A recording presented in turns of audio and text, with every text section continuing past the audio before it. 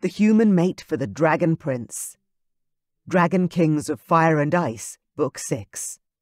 By Amelia Shaw. Narrated by Catherine Bilson.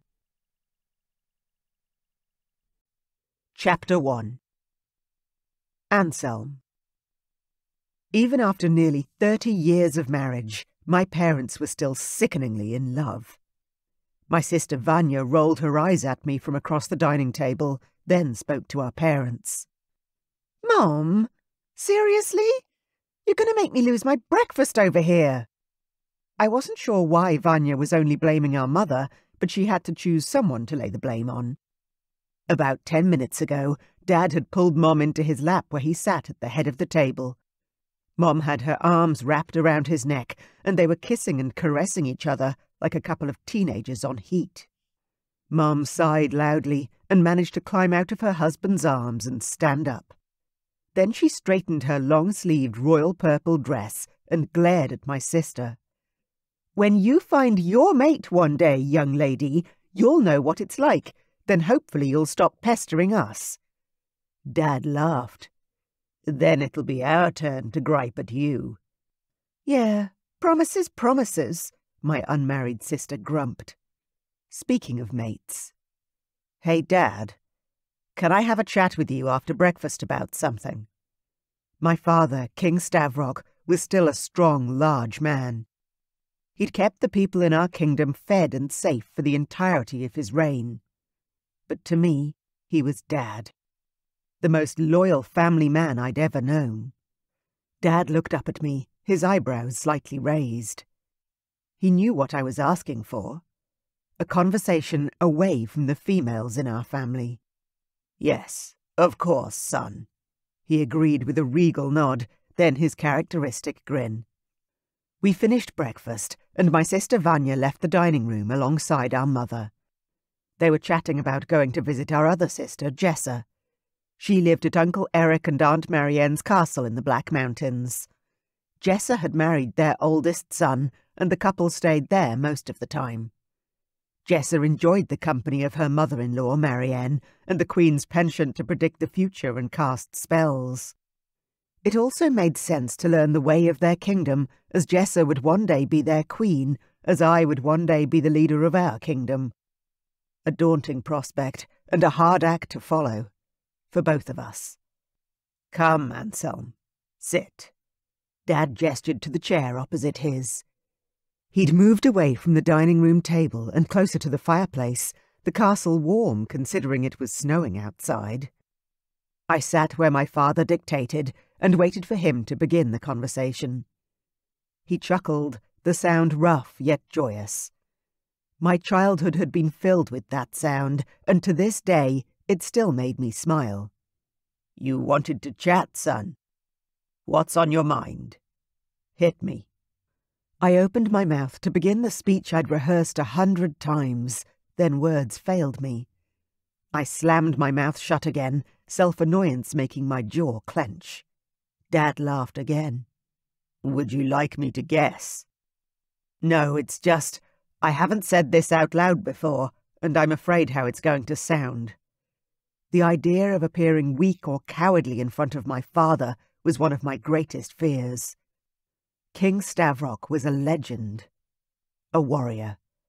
A man who'd saved the North and defended the South.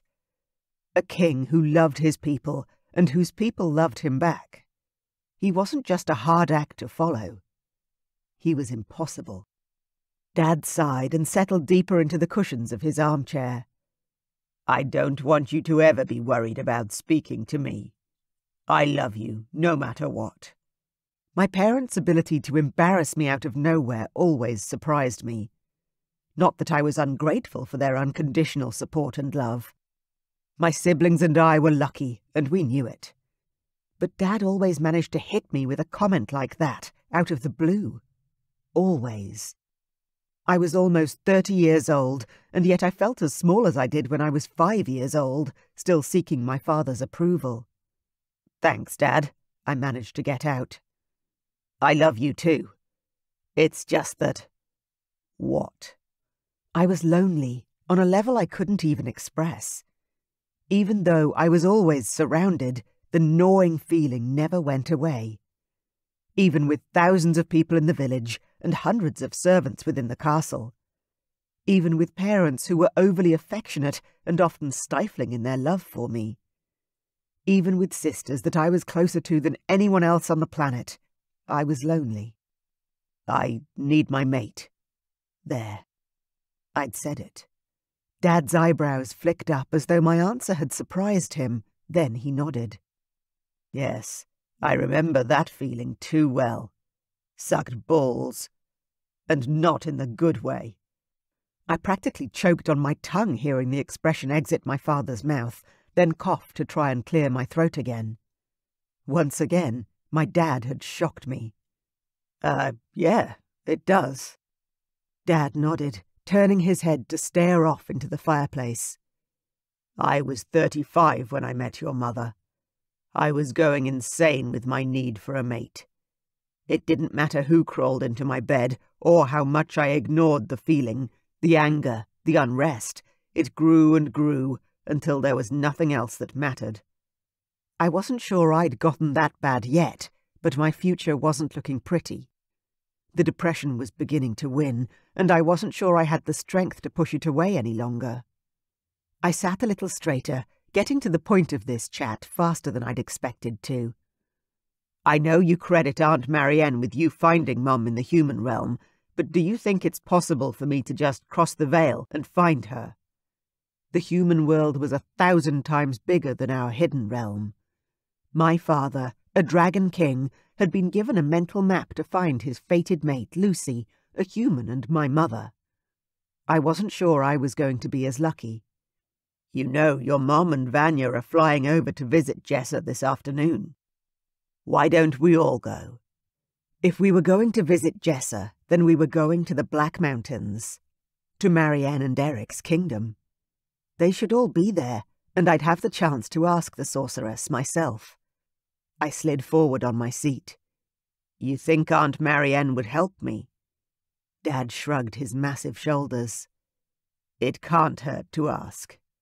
I sighed, feeling the weight of disappointment already pressing down on me. You don't think she'll be able to see anything, do you? Dad stood up and I followed suit, jumping to my feet. He clapped me on the shoulder, the way he did when he was trying to encourage me to go forward with something. Marianne isn't a crystal ball, son. She doesn't have a lot of control over her visions, or so she says. You can't just rub her head and get an answer. But you can certainly ask and hope that she sees something that will help you. Hope soared in my heart for the first time in too long. Thank you, Father. Dad walked toward the door. I stepped in alongside him. I'll let your mother know that we'll all go for the visit today. So go and pack, and I'll send a message to Eric as well. His castle is about to become considerably fuller. I chuckled and ran off to pack for a few days away. If Dad had his way, we'd all fly in our dragon form, and he'd carry Mother to the Black Mountains. Our luggage would go via horse and carriage and arrive this evening. Within the hour we were all packed, the carriage was on its way, and we were all standing on the balcony atop the North Tower. You know, this is where your father landed when he brought me home that first time, Mom said, sighing with remembrance. Vanya rolled her eyes. He kidnapped you, Mom. No point sugarcoating it. Mom laughed, her body shaking with the motion. Oh, don't worry. I've never forgotten that part of the story. I know it's not modern or very feminist, but damn, I loved the fact that your father couldn't control his dragon around me, and he had no choice but to take me away. Vanya put her hand on her hip and glared at her. What did I say about sugarcoating things?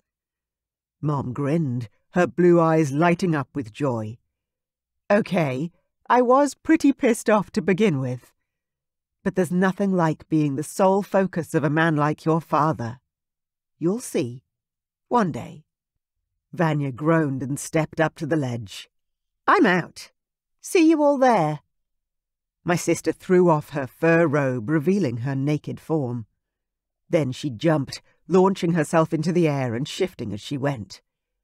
Her wings extended out as she swooped low over the kingdom, then flew high in the direction of the Black Mountains. My father chuckled and stepped closer to my mother. "I'll shift, then you climb on my back." She nodded and walked over to me, giving my father room to shift into his dragon so he could carry her for the trip. Our mother was human, so I was grateful, as were all my siblings, that we had inherited our father's shifting abilities. We could all shift and fly just as strongly as any full-blooded dragon we knew. Despite my mixed blood, our people loved our mother and had accepted me as the heir to the throne. I stared at her for a moment, taking in the look of love on her face as she watched my father ready to shift. It was impossible to miss the devotion in either of them. "Mum?" "Yes, sweetheart." Her eyes were firmly glued to my father, who was now stripping his robe off to shift for flight. "Is that true?"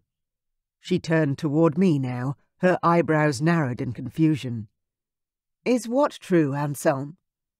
I swallowed hard, forcing myself past the natural resistance to asking these sorts of questions. "That you were glad Father stole you from everything you've ever known. That you were flattered in a way." Mom gripped my hand hard. "Son, at first I was fucking furious. There's no sugarcoating that. But as I fell madly, deeply in love with him and met some of his past lovers," she growled as she shuddered, "I realized that his dragon grabbing me in such a way was the one thing I could hold on to, that no one else had. He wanted me and literally fought to the death to save me." My shock was very real when I gaped at her. "He what?" She smiled softly. "I think it's time that we tell you the full story, and there's no better place than the room where it happened. See you at Eric's castle?" I nodded and watched in awe as my mother pulled up her fur hood and tugged on her gloves. It was freezing for a human to travel in our weather, something I needed to remember if I ever had to transport my own woman. Mom climbed onto my father's back and clung tight as he gently stretched out his wings and flew up into the air above the castle. No tricks or swoops like my sister. My mother wouldn't have enjoyed that. I stood on the balcony watching their figures get smaller as they moved off into the distance. There was one thing that niggled at me, like a voice in the back of your mind that just wouldn't shut up. My mate wasn't living in our realm as a dragon shifter. She was human. I knew it as a truth. I didn't know how, but I felt it. I was half human after all, so it made sense in some strange way. I stepped up onto the ledge and looked down upon my father's kingdom. The township, lands and wealth would be mine one day. The mantle of responsibility sat heavily on my shoulders, though my father carried most of the weight. He was great and mighty, but one day he wouldn't be here, and I needed a strong queen at my side to move into the future proudly. My grandparents were fated mates. My parents' love was an epic story of devotion. I would not fail to live up to the same expectations of my life, in all aspects. I threw off my fur coat and let the cold wind chill my skin. I took a large breath in through my nose, enjoying the discomfort. My dragon surged inside me, wanting out, needing to fly. I let go of my humanity, and my shifter soared through me. My bones extended, and my skin changed to the hardened protective scales of my dragon. My wings unfurled from my back, and our connection strengthened. They were each an extra limb, an important one. I jumped from the balcony, not flying straight away. Instead, I fell, letting the adrenaline pump through my blood as I hurtled toward the stones at the base of the castle. My wings wrapped around my body while I plummeted. Then at the last moment I threw my wings open and soared up, across the rooftops of the village and over the homes of the people. My father's people. My people. A few of them waved, while others shook their heads at my well-known antics. When I reached the edge of our town, I flapped my wings harder to gain height, taking to the skies where the air was thin and the clouds were thick. It was time to talk to the sorceress and see if she could help me find the future I hoped was waiting for me. Chapter 2. Anselm. The flight to the Black Mountains was beautiful. It was spring, so despite the cold and scattered snow on the ground below me, many flowers were already in bloom and the lands were unusually green. I landed on the highest balcony of the castle, noting a servant standing by with a dark cloak. I let go of my dragon, shrinking back to my human form and shivering the moment my skin was touched by a dusting of falling snow. "Your Highness," the servant called out, scurrying over to offer me the cloak. "I am Thomas, and am here to serve you." I smiled and took the wrapping from him, grateful for its warmth when I threw it over my shoulders. "Thank you, Thomas. Have the rest of my family arrived?" Thomas nodded and walked beside me over to the large glass door. "Yes, they're all dressing in their quarters. Allow me to show you to your rooms." We walked inside and closed the thick door behind us. I shivered at the extreme temperature difference. It was warm in the halls as we moved along the hallway and my body began to thaw. "Your room, sire," Thomas said, as we stopped outside a bedroom in the guest quarters. The servant was an older man and would stand on tradition, I was sure. Even so, I couldn't help but tease him a little. "Thomas, are you sure this is a guest suite? Knowing my sister, she probably told you to throw me in some sort of closet." As I expected, Thomas's face turned to horror. "Oh no, sire. This room is—" I laughed and clapped the man on the shoulder. "It's all good, Thomas. I was only joking. My twin sister may wish to stick me in the dungeon, but I'm sure the Queen wouldn't allow it." Vanya, Jessa and I were unidentical triplets. But it was easier to say twin sister because triplet sister just didn't roll off the tongue in the same way. Thomas's lips quirked for the first time. "The princess is a lively one." I burst out laughing. "Yes, she is. She must keep your prince on his toes." Though Marianne and Eric's firstborn son, Karlak, was quite the taskmaster himself.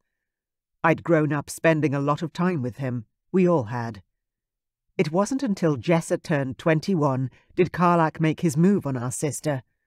2 years younger than her, Karlak fought off several suitors to win my sister's hand.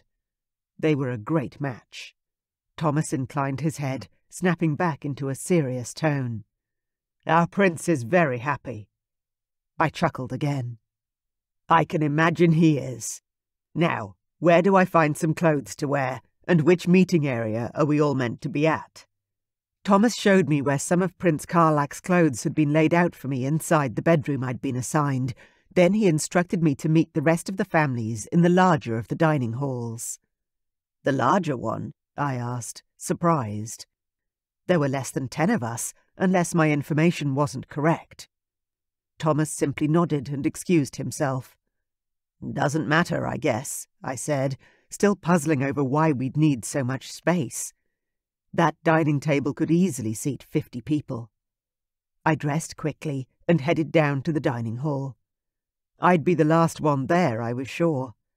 Whenever I flew here, I took my time, enjoying the freedom of flying in my dragon form.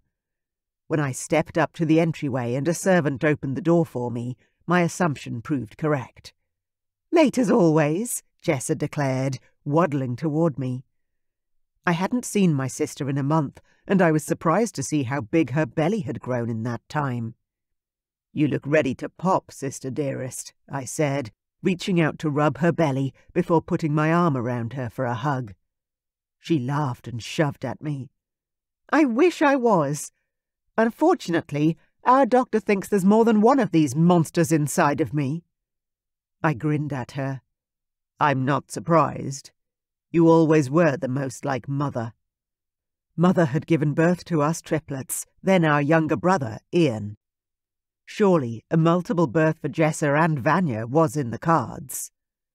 Jessa heaved a huge sigh. Yeah. Jessa and Karlak had been married over 7 years. It had shocked everyone that they'd waited so long to birth the next generation, but I had the feeling she'd felt guilty leaving Vanya and I so far behind. I dropped a kiss on her cheek. "I'm really happy for you, sis. You deserve the world." She met my gaze, and for the first time in a long time, I saw the glimmer of unshed tears in her blue eyes. She launched at me with her arms open wide, almost knocking me over in her fervour. "Whoa," I laughed, gripping her so we both didn't topple over. "I want the same happiness for you." She whispered the words in my ear, holding me tight. I sighed and hugged her tighter, my heart aching at the love I felt for her. One day. We pulled apart, and that's when I realised the party was larger than just the two royal families. "Auntie Cass, I didn't realise you were here." I walked forward to greet the large party standing next to the huge dining table, laden with morning tea. Fruits and cheeses, drinks and breads. I hugged my father's cousin and our hosts. "Hello, Aunt Marianne," I said, giving her a squeeze before moving on to shake hands with Uncle Eric and Cass's two sons, Theo and Bernie. "Where's Uncle Damon?" I asked, looking toward Cass. Cass rolled her eyes. "You know Damon. He doesn't like to leave the castle, and I felt like a break from the freezing temperatures." Theo laughed. "Dad's dealing with a failed crop and more building. Our population has boomed the last few years, and we don't have enough housing for everyone." "If you need help, I'm available," I offered, feeling the need to get my hands dirty again. I'd spent many months at the Winter Kingdom through the years, and the work there was hard, but very satisfying. Leo turned to me with a grin. "We could use more hands, Anselm. You're always welcome. You know that." I smiled at the boy who'd become a man since last we met. Leo was at least 5 years my junior, but had grown a lot these past years. He was the heir to his father's kingdom, and we'd grown up together. Mother, Marianne and Cass all got along famously, as did our fathers, so we were as close as blood cousins. We'd spent many long winters and short summers together. We'd seen each other through childhood and adolescence, and now as young adults, we were ready to see what the future held for each of us. Vanya, Jessa and I were the oldest of the lot, but age seemed irrelevant when we all got on so well. We sat down to a morning tea, laughing and chatting and telling stories. It was great being around the people that I considered my family, both blood and bonded. The darkness in my heart, that aching loneliness, receded at times like this. When there was a lull in the conversation, I looked toward my mother. "Weren't you going to tell us a story of something that happened here?" Mom's eyes widened, then she nodded. "Yes." She turned to my father, who was seated beside her. "I told Anselm that you once fought to the death to save me. Would you like to tell the story?" My father's surprise was a palpable thing. His eyes widened, then he stared at my mother, speechless. She turned back to me to explain his reaction. The three of us, Stavrok, Marianne and I, agreed we'd never tell you all this story, but I think it's time. Now I was more confused than ever. I stared at my father, who was still as silent as I'd ever seen him, and was staring at Mom with a quizzical frown bending his brows. Finally, he spoke. "Lucy, I trust you with my life, so if you think it's a good idea to tell the children." "As long as it's okay with you also, Marianne," Mom asked, casting her question across the table toward my aunt. Marianne and Eric stared at each other for a long moment, then they nodded in unison. "What on earth is going on?" Jessa demanded, crossing her arms over her large belly. I laughed out loud at her obvious annoyance. "If Jessa doesn't know, this must be one huge secret." "Oh, it was never meant to be a deliberate secret that we kept from you all," my father said. "We just put that part of our life behind us after you were born." "Shall we leave?" Theo asked, standing up next to his mother, Cass. "Perhaps we shouldn't." "Oh, sit down." Cass pulled her son back to his seat. "I was there for all of this. I know the story, and it's a good one. So go on, Stavrok. Tell it. My father, now in his mid-60s, sighed heavily as he sat back in his chair and began to tell us all his story. It feels like yesterday, but 31 years ago, I was unmated. Cass slid forward and interjected. Other than Damon, he was the only unmarried king, and the elders wanted him to hurry up and find his queen. I smiled at my dad's cousin. Cass had often looked after us when we were little, and I had great affection for her.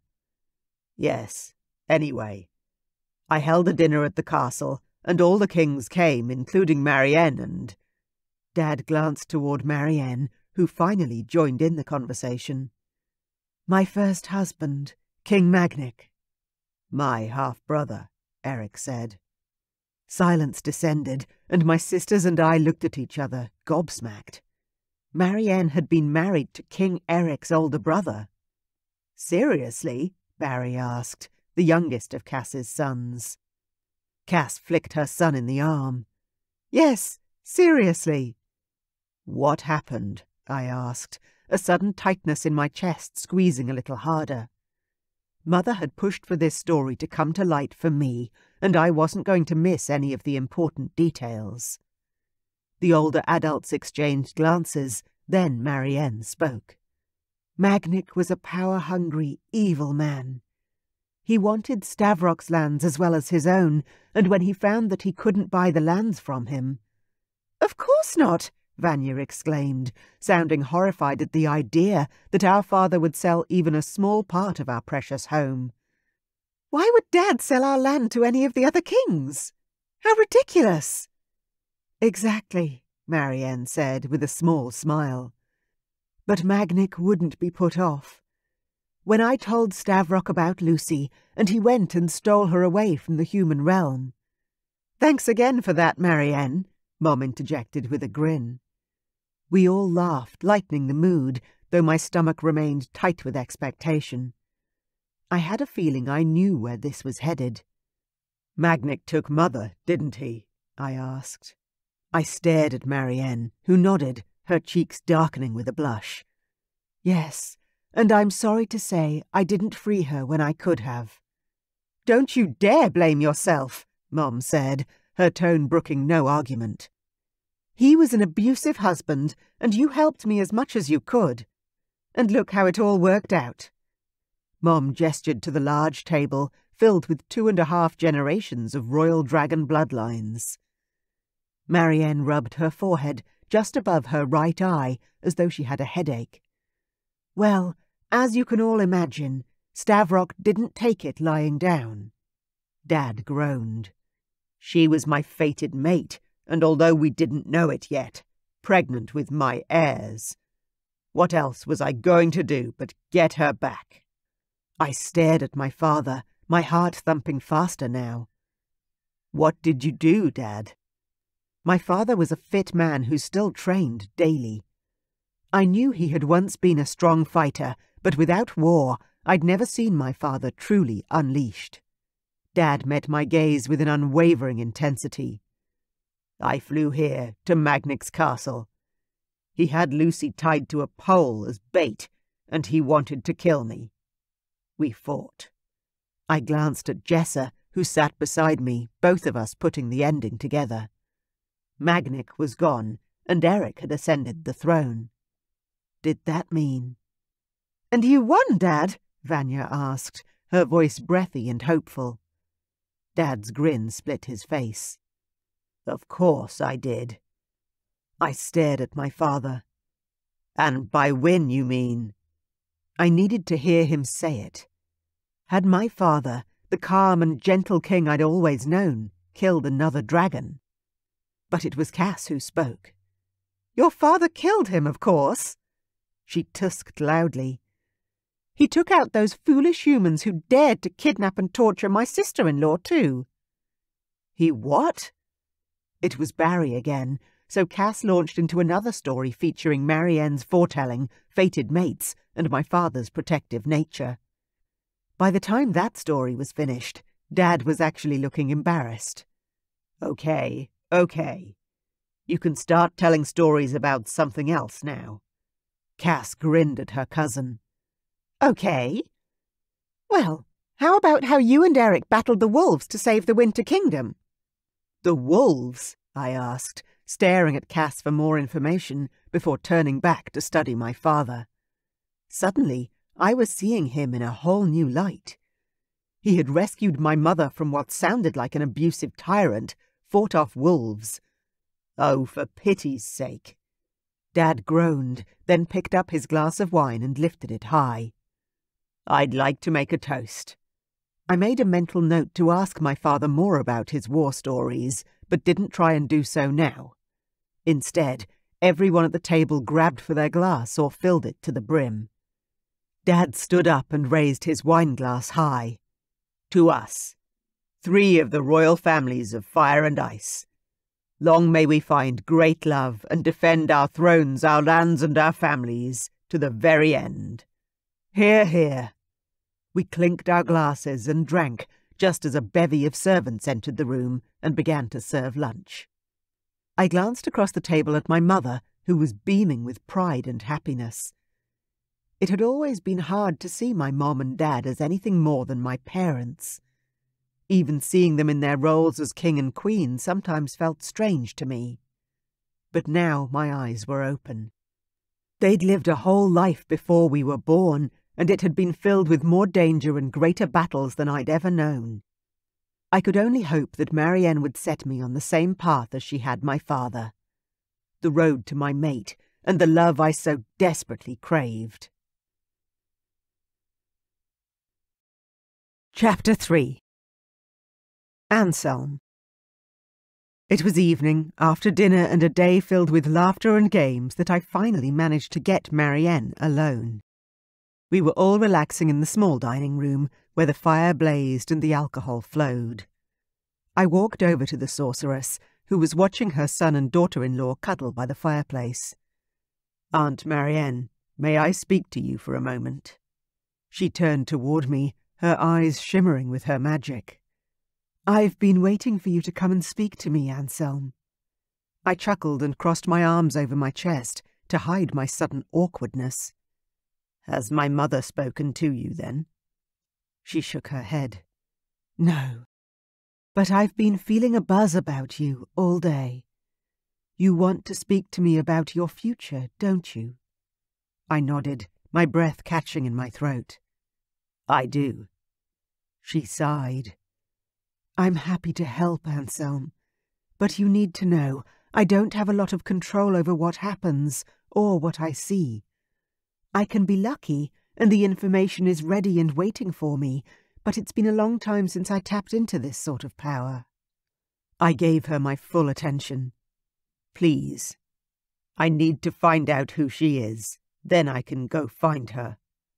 Marianne searched my eyes, a smile lifting her lips. "You're so like your father.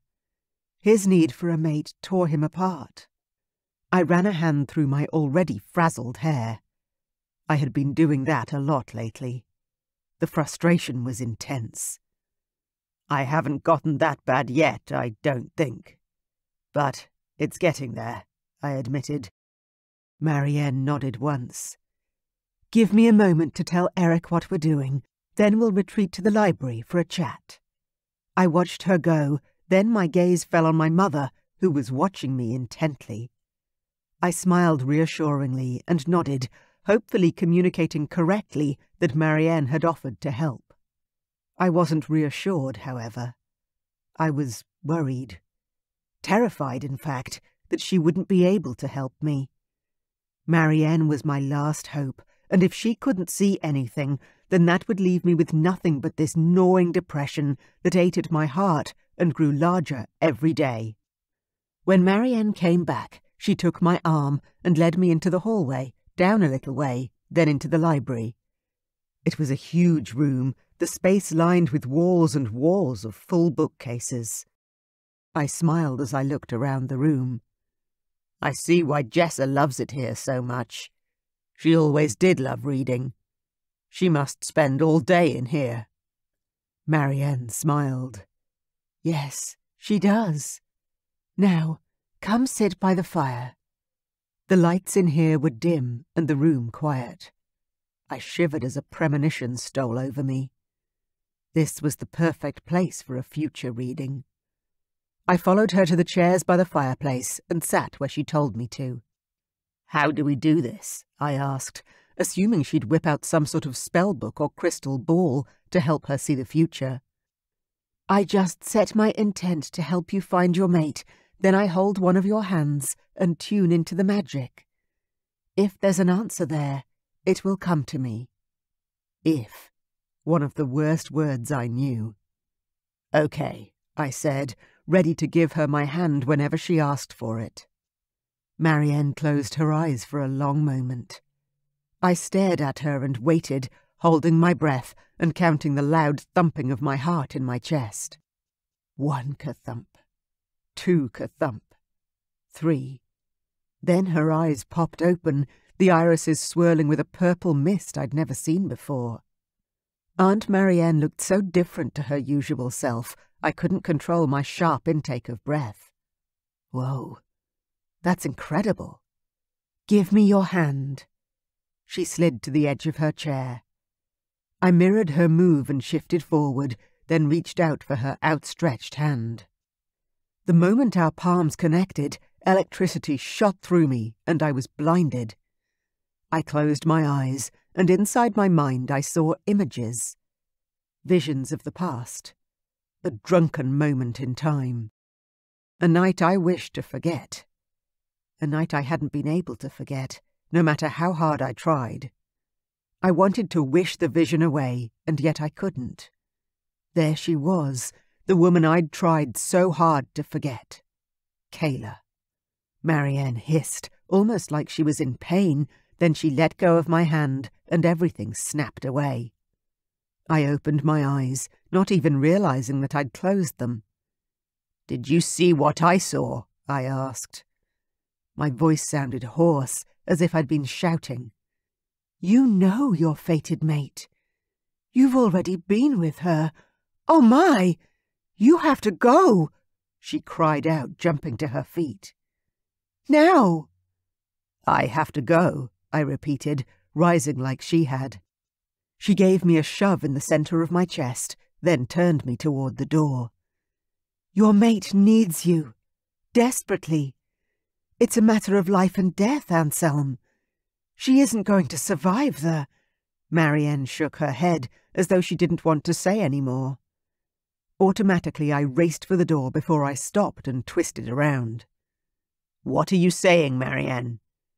She couldn't mean that Kayla was my fated mate. That was impossible. And was she in danger? Was she dying?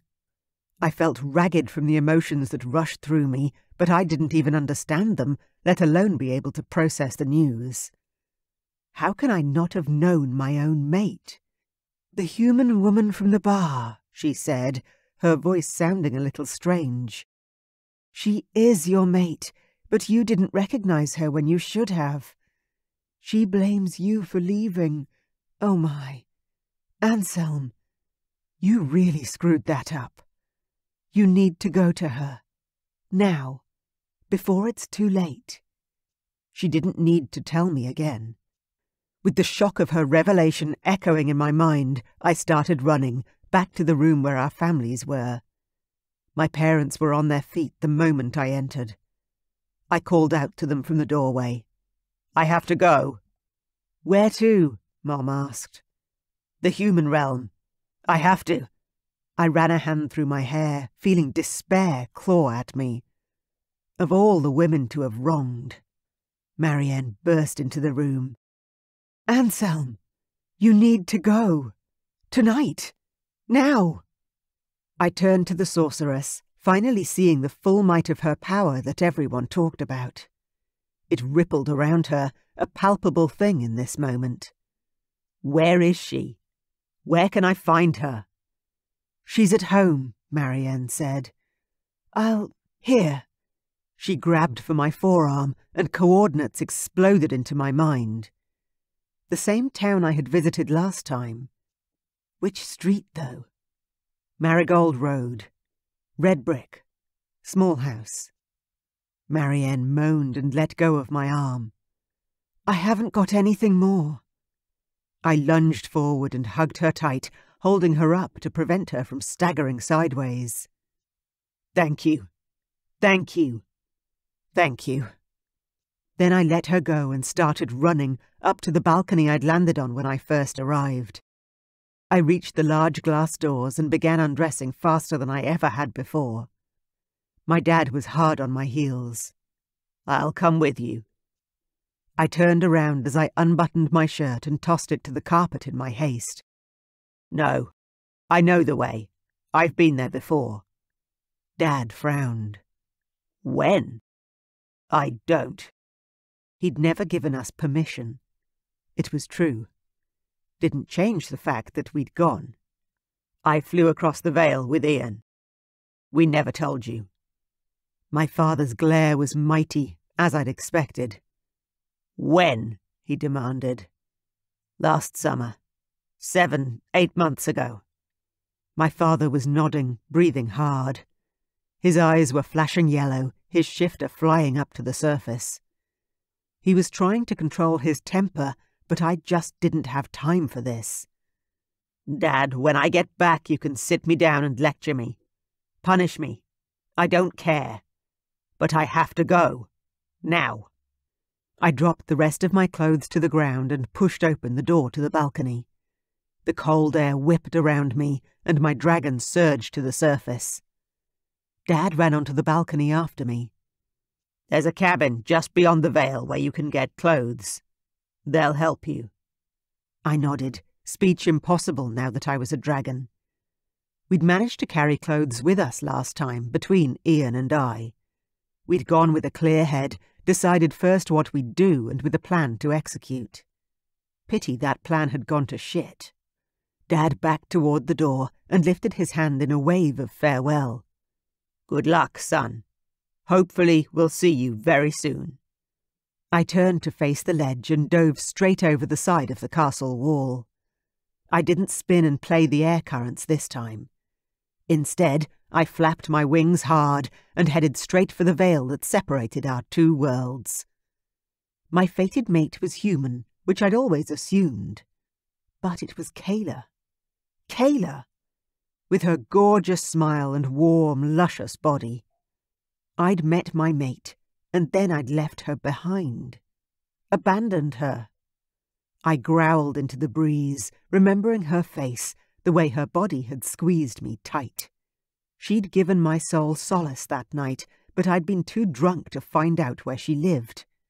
Too wasted to even get her last name. My brother had dragged me home, and I'd added Kayla to my long list of one-night stands and tried to forget her. The veil shimmered in front of me. The sky was dark, being night-time, but my dragon vision was 10 times better than my human eyes, and I saw the portal clearly. I flew straight through the portal to the human world, the heat of a spring in the human realm hitting me hard. I began to drop, soaring into the fields of the farms outside the closest town. I landed on the warm dirt and let go of my dragon body, shifting back to human. Kayla, I whispered. I can't believe it. But part of me could. That one night with her had haunted my dreams. Her tender care, the way her eyes had shone when she smiled at me. But I'd assumed that I'd know my fated mate on sight. Everyone I spoke to said that when you met your fated mate, your dragon was uncontrollable. I hadn't had that issue with Kayla, so it had never come up in my mind. Even if the sex had been phenomenal, and part of me had desperately wanted to throw Kayla over my shoulder and take her home with me, I hadn't. Because all the signs for my fated mate weren't there, and that's what I'd wanted. My mate. My love. I marched toward the nearest farmhouse, which had a solitary light above the old door. I was a naked male in the middle of nowhere, and I desperately hoped my father was right, and I wasn't about to be arrested. Or worse, shot. I lifted my hand to knock on the door when my eyes caught a sign attached to a large box by the front door. It read, "Dragons. Please take whatever clothes you need. And Godspeed." I chuckled as I lifted the lid on the large wooden chest by the door. Inside were neatly folded shirts, pants, jeans, and jackets. I grabbed what I needed. A pair of jeans that were a little tight, and a light blue shirt, which was too big. They weren't perfect, but they were clothes. Those and a pair of boots were all I needed. I set off walking toward the nearby town, glad to have the time to think. To call it a town was probably too generous. It was more of a village, but even so, it had officially produced more fated mates for dragon royalty than anywhere else in the human realm. The list was growing. I began to tick them off as I walked. Mom, Sarah, Katerina, and now Kayla. Was there something special in the water around here? Or had fate decided it was time to mix more human blood into our dragon shifter lineage and allowed our mates to flourish in a place that was easy to access from our realm? I didn't have the answers, but I had a hell of a lot of questions. I continued walking down the road and into the town proper. The small, semi-identical houses lined the streets, and due to the lateness of the hour, most of the homes didn't have any lights flickering in the windows. I followed some strange sense of knowing that lay within me, walking past the centre of the town and then turning off the main road and down a side street. I was looking for a sign, quite literally, that would take me to Kayla's house. I walked past a food market that was currently dark and silent, then stepped past a butcher's shop and a bakery. I was about to cross the street and continue past the remaining shops on the other side, but there it was, right above my head. Marigold Road. My heart began to pound as I turned into Kayla's street and hurried on toward her home address. I didn't know the number, but I knew what the house looked like, thanks to Marianne's vision. I walked until I found it. A small, single-story red brick house. And there was a light in the window. She was home. And she was awake. Chapter 4. Kayla. My back was killing me. I couldn't sleep. Not for love nor money. Because of the baby, I couldn't take anything for the pain, so I didn't bother trying to sleep. I just bounced on the gym ball the doctor had suggested and rolled my hips around and around. This bloody baby needed to come out. Like, now. There was a knock on the door, and I glanced up at the clock on the wall. 10:11 p.m. Who on earth would be coming to see me at this time of night? I checked my cell phone for any missed calls or messages. Nothing. The knocking sounded again. I used the ball to bounce myself to my weary feet, then waddled over to the front door. The security peephole made it easy to look through, but it was dark on the doorstep. I needed light to see who it was. I set up my cell phone to dial for help if I needed it, and flicked on the light. "No!" I gasped out, my voice denying the truth of what my eyes were seeing. Anselm, the drunken worm, was on my doorstep. My heart began to pound. I gripped my belly hard, the baby Anselm put inside me kicking out, stronger than I'd ever felt before. Was the baby responding to my emotions? The upshot in blood pressure? Or was it something else? Surely to God, my baby couldn't sense his or her father nearby. "I know you're in there, Kayla. Please open the door." I shivered and turned around, pressing my back against the solid wood of the front door. Shit. "I just want to talk to you. To apologize. Please, let me in." I rubbed my belly harder, round and round in circles, while I tried to think of a way out of this. I hadn't told him about the baby that had been conceived from our one-night stand. Whether or not I would have told him was moot. I didn't have his cell number or his last name.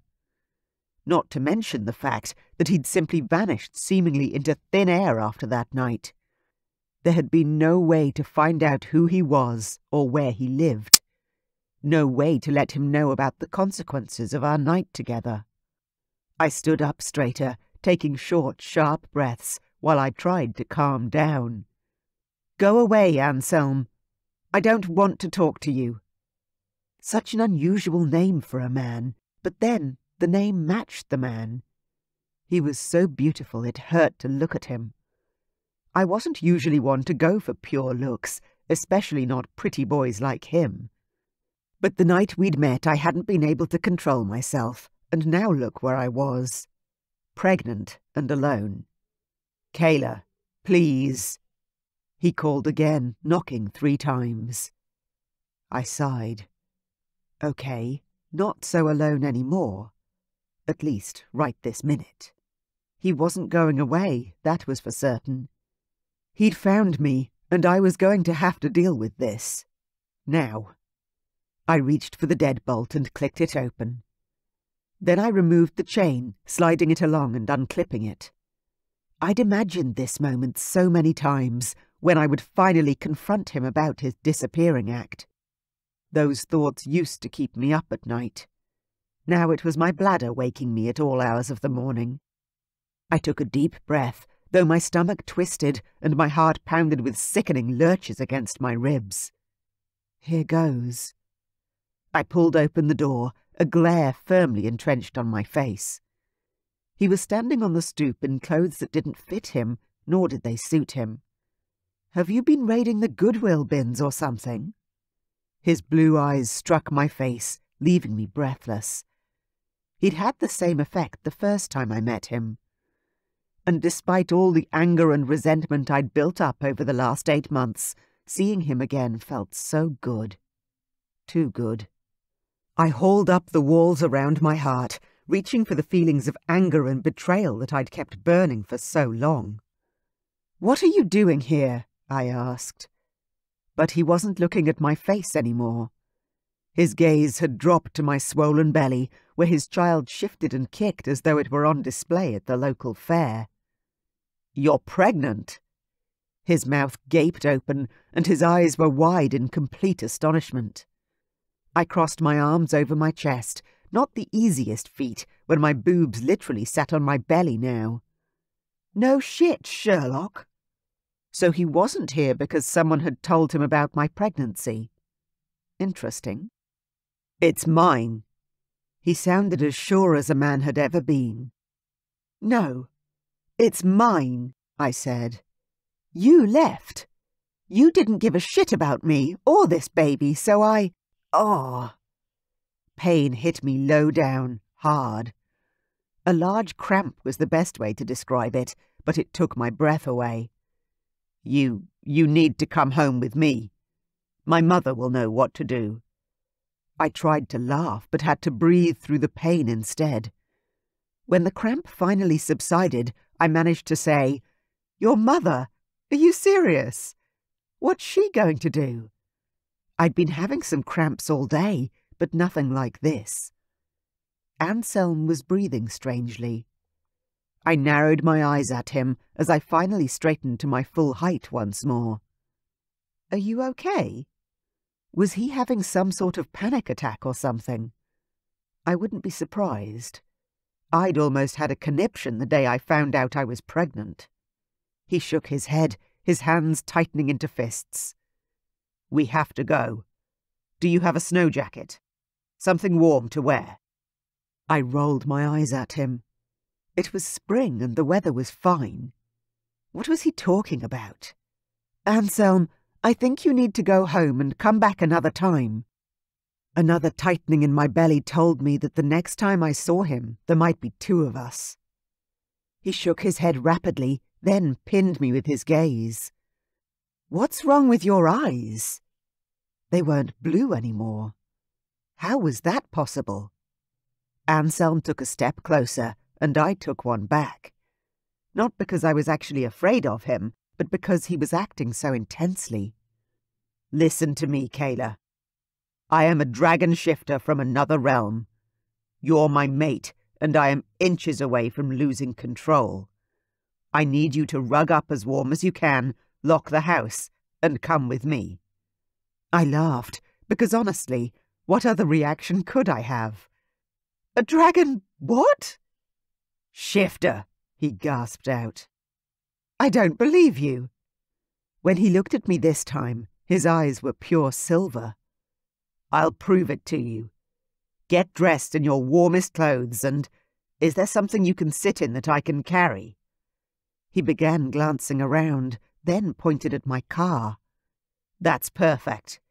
Get dressed. Buckle yourself in. Then we have to go." Why do I always fall for the crazy ones? There was only one thing for it, and that was to call his bluff. I threw my hands up in the air. "Fine. But when you don't turn into some fire-breathing dragon, you go away." He nodded strangely, his breathing rapid and fast. He was shaking like someone off their meds, and I slammed the door shut, just to make a point. I was not happy that he had just turned up out of the blue like this and started spouting nonsense at me. "Why, baby? Why?" I asked, then groaned as the baby kicked out at me. "Fine," I muttered. "But you know he's crazy." I waddled to my bedroom and pulled out my warmest jacket. I managed to just do it up around my huge belly, then slid my feet into my only pair of fur-lined boots. I was almost out the door when my gaze caught on my packed hospital bag. I didn't need it, of course. He wasn't carrying me anywhere. But something, a cosmic nudge from the universe, told me I shouldn't leave the house without it. I rubbed my belly again. Almost 40 weeks pregnant, I probably should keep this bag in the car anyway. Now that I had a good and logical reason to take the bag, I picked it up and opened the door. Anselm had stripped off his baggy shirt and was now standing on my front lawn in nothing but those too tight jeans. I groaned and tried to look exasperated, but the truth was I could barely drag my eyes from his amazing form.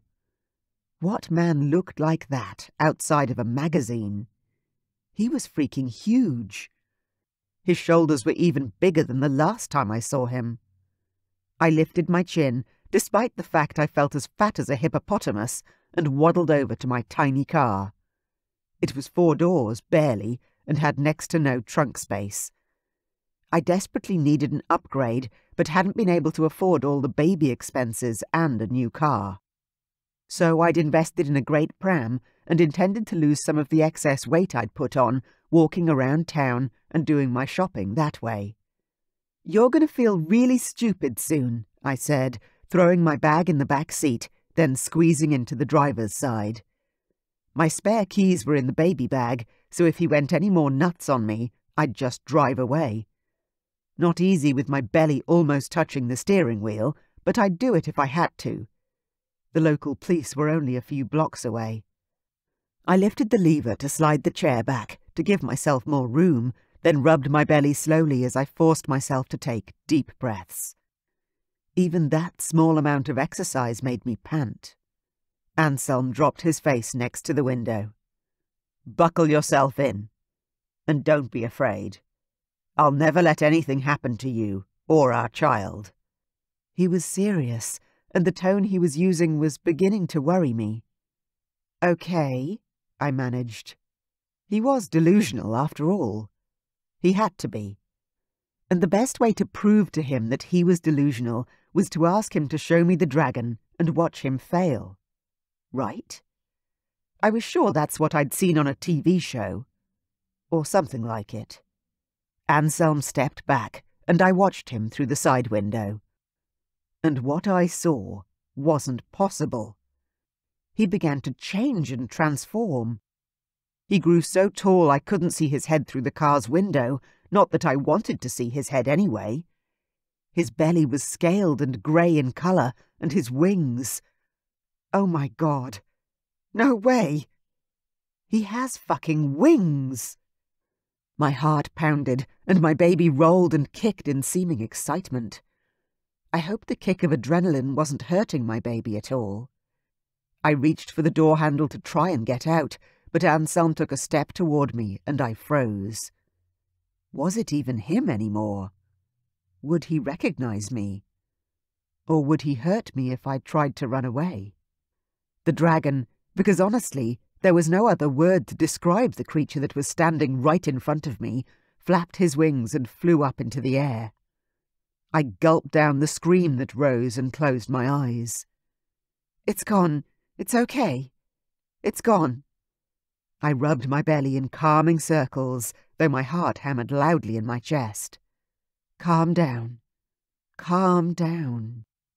A loud bang, like something had landed on the roof, made me scream out, terror shooting through my veins. I reached for the door handle and tried to push it open, but now a long talon held it closed, stretching over the top of the door and across the window.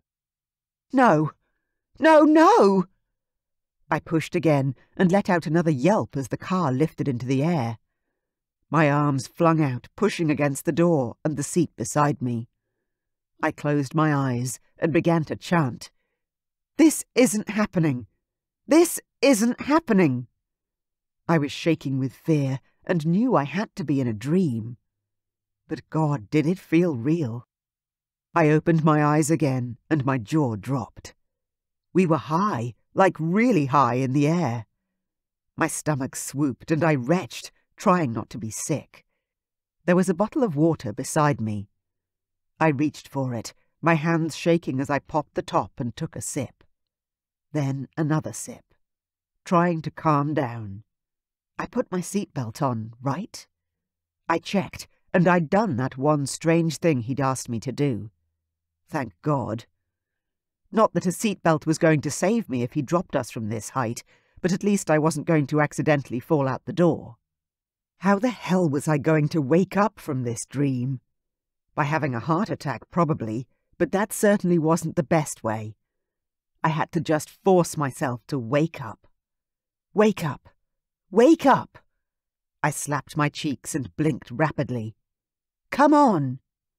I slid my fingers down to the steering wheel, then moved my hands slowly around the car, grounding myself and trying not to think about the distance to the ground. If he dropped me, I was dead.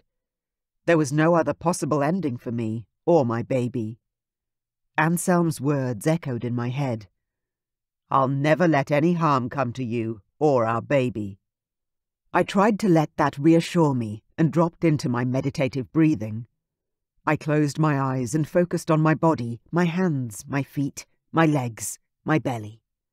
I slowed everything down, trying to stay calm. I was sweating from stress and began to unfasten my jacket.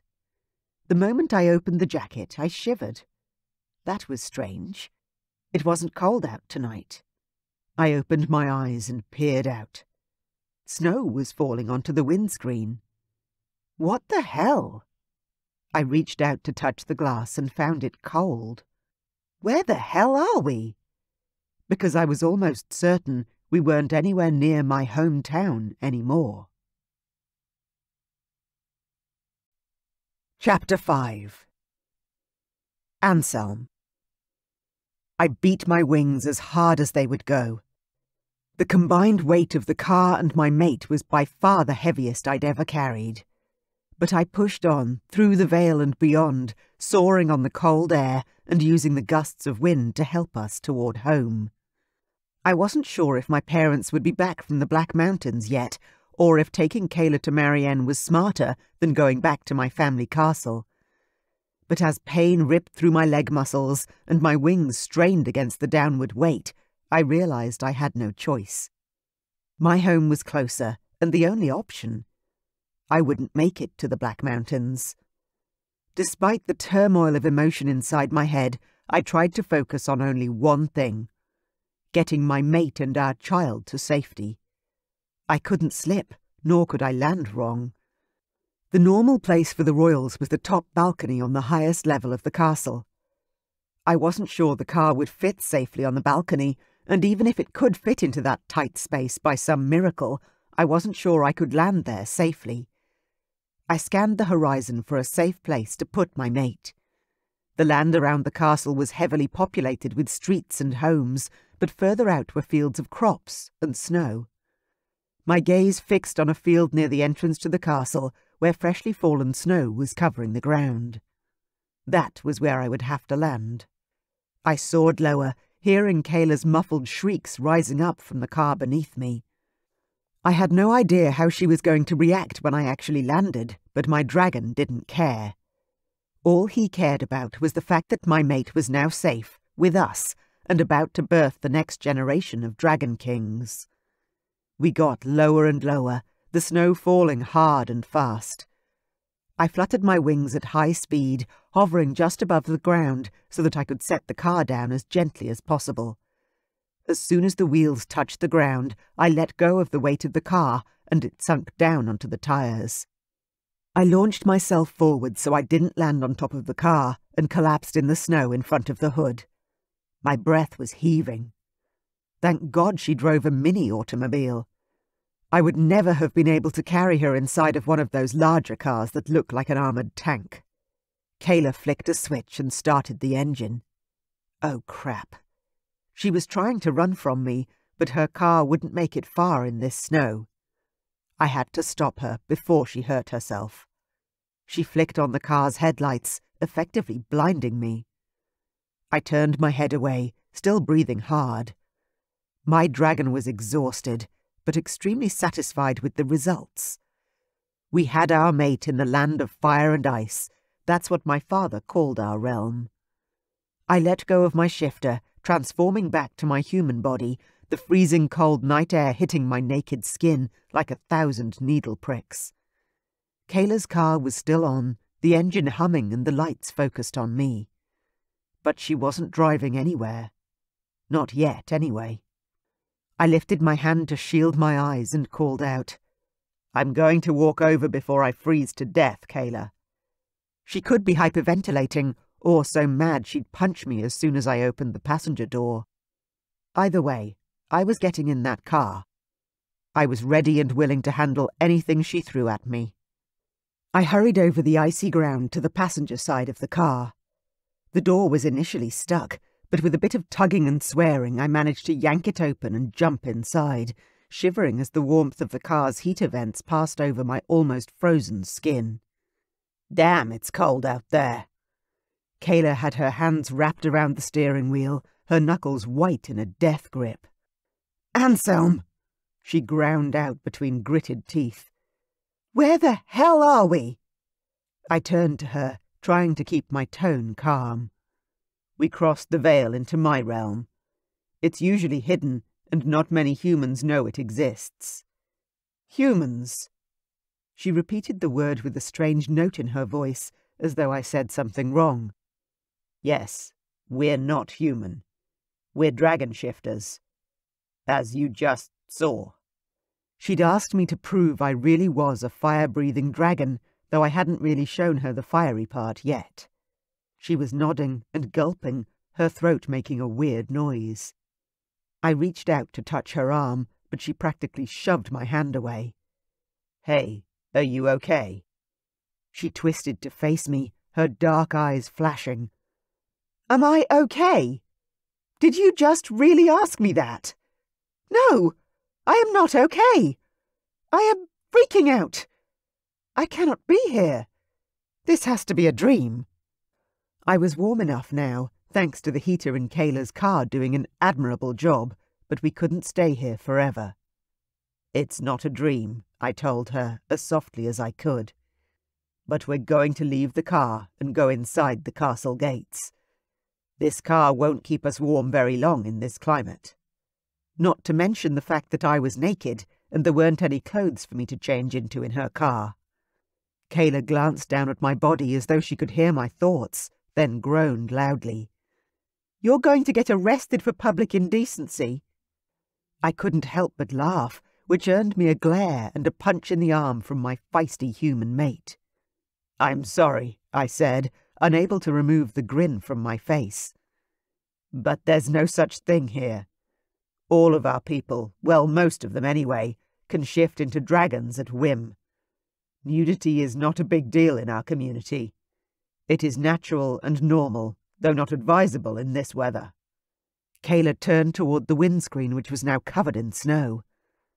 "What is with the winter landscape? Are you guys behind us in seasons or something?" I shook my head. "No, we are in spring here also, but there is snow and ice almost all year round.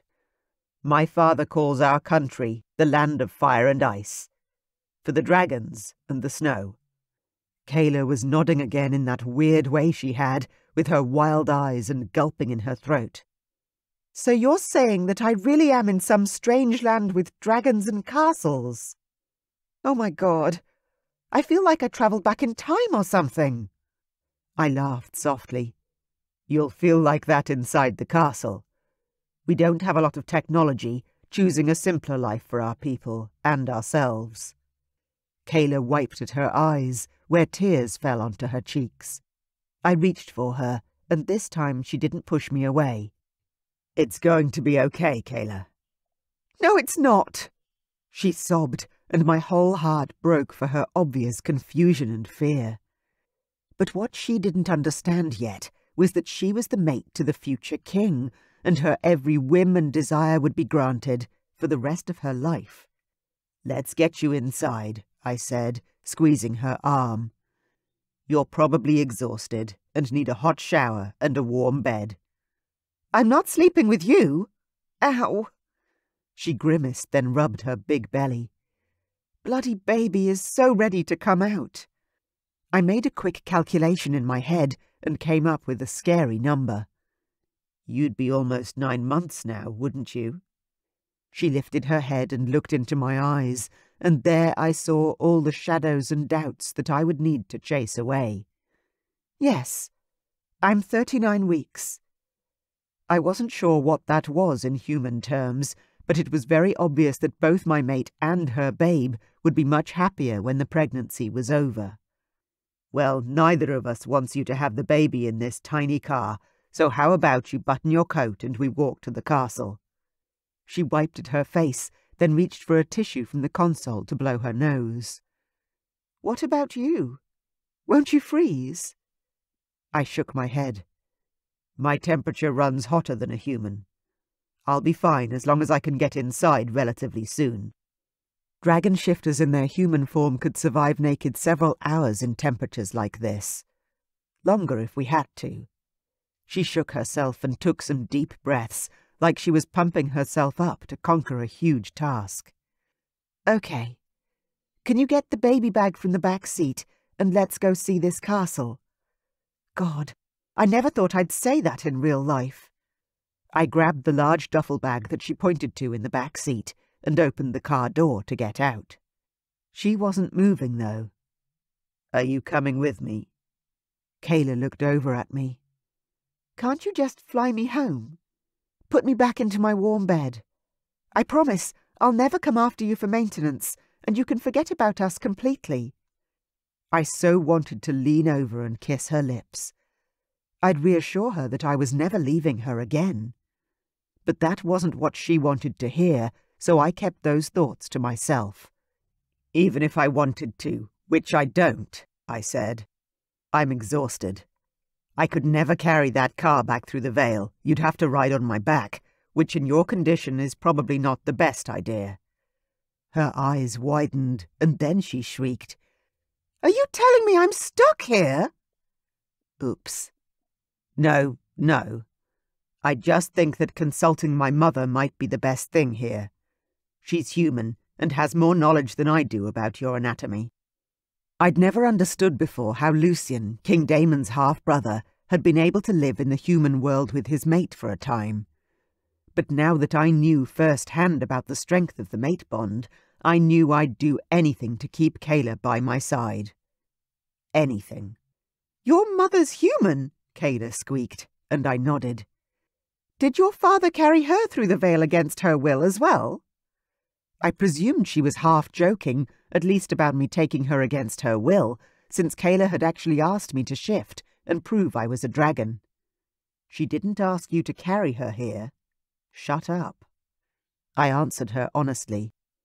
"Well, yes, actually. He tracked her down, since she is his fated mate, and when he shifted, she fainted." "And he kidnapped her?" Kayla asked, her mouth dropping open. I laughed and turned toward the car door once more. "They tell the story much better than I can." Kayla huffed. "I bet." "Come on. Let's get out of here before everyone's in bed and there's no one to open the doors for us. I jumped out of the car, Kayla's bag in hand, and hurried around to her side. She'd already managed to open the door and was hauling herself up and out of the car. Brr, it's freezing! Literally, I said, grabbing her hand. Stay close. We've lost people in blizzards like this before. She pressed into my side, and I led her in the direction of the castle gates. The guard standing at the top stared down at us with a surprised frown.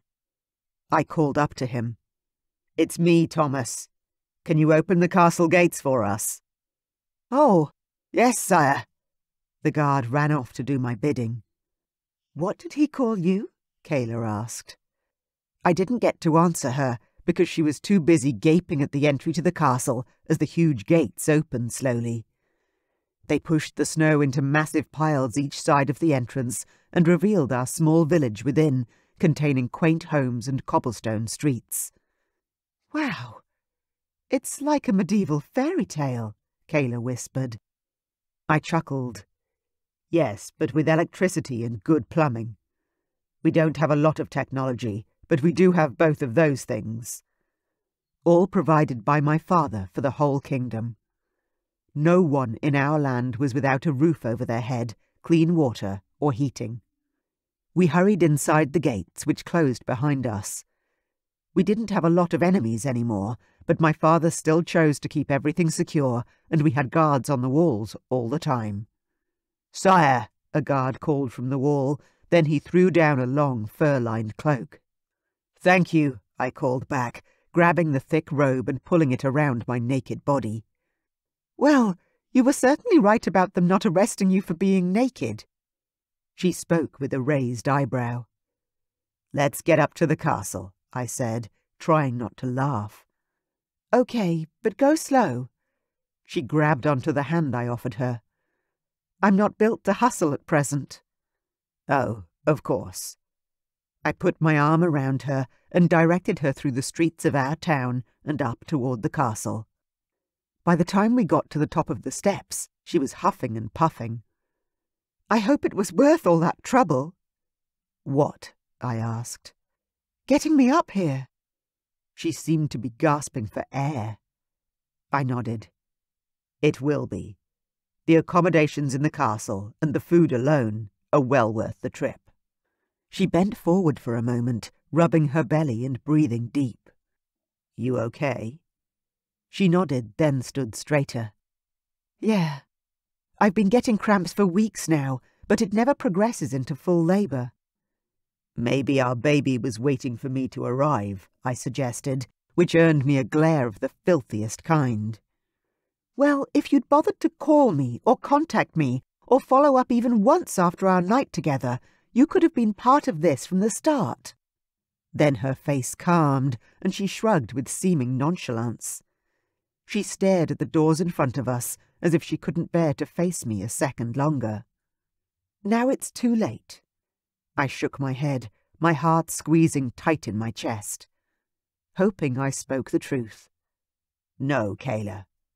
It's never too late." Chapter 6. Kayla. I could barely breathe and was wheezing like a pug. I was so unfit, and this baby made things so much harder. He, or she, was squishing my lungs and my stomach, and the extra weight made my legs and lower back ache. But I'd made it up all those bloody steep streets, and now I was standing in front of huge stone doors at the top of a staircase that had almost killed me to walk up. Anselm had better be correct, and our destination worth all this physical exertion. I was avoiding thinking about the emotional stress at this point. I had a lot to process, but I didn't want rising anxiety to adversely affect the baby. Anselm walked over to the doors and knocked loudly using the large, ornate knocker. I quirked an eyebrow at him, aiming for humour, even though I still couldn't breathe properly. "You don't have a key?"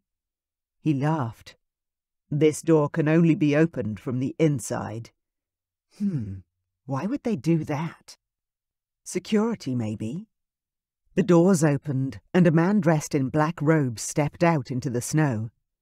He looked like a servant, especially when he bowed low before he spoke. "Prince Anselm, we were not expecting you tonight, sire." Sire? Prince? Oh my God. No. Tell me you're not who they're saying you are. Anselm, the cheeky bugger, didn't answer the question. Instead, he grinned at me before putting an arm around my waist and drawing me inside. "Come on. It's much warmer in here." I forced my aching legs to keep moving and waddled into the foyer. Then I stopped and stared around the entrance area, shocked at how beautiful everything was. The floors were marble, and plush red carpets ran up an enormous staircase. Where the hell are we? "You actually live here?" I asked, but he wasn't listening. He was talking to the man who'd let us in the front door. I turned away from him and took my time absorbing my surroundings.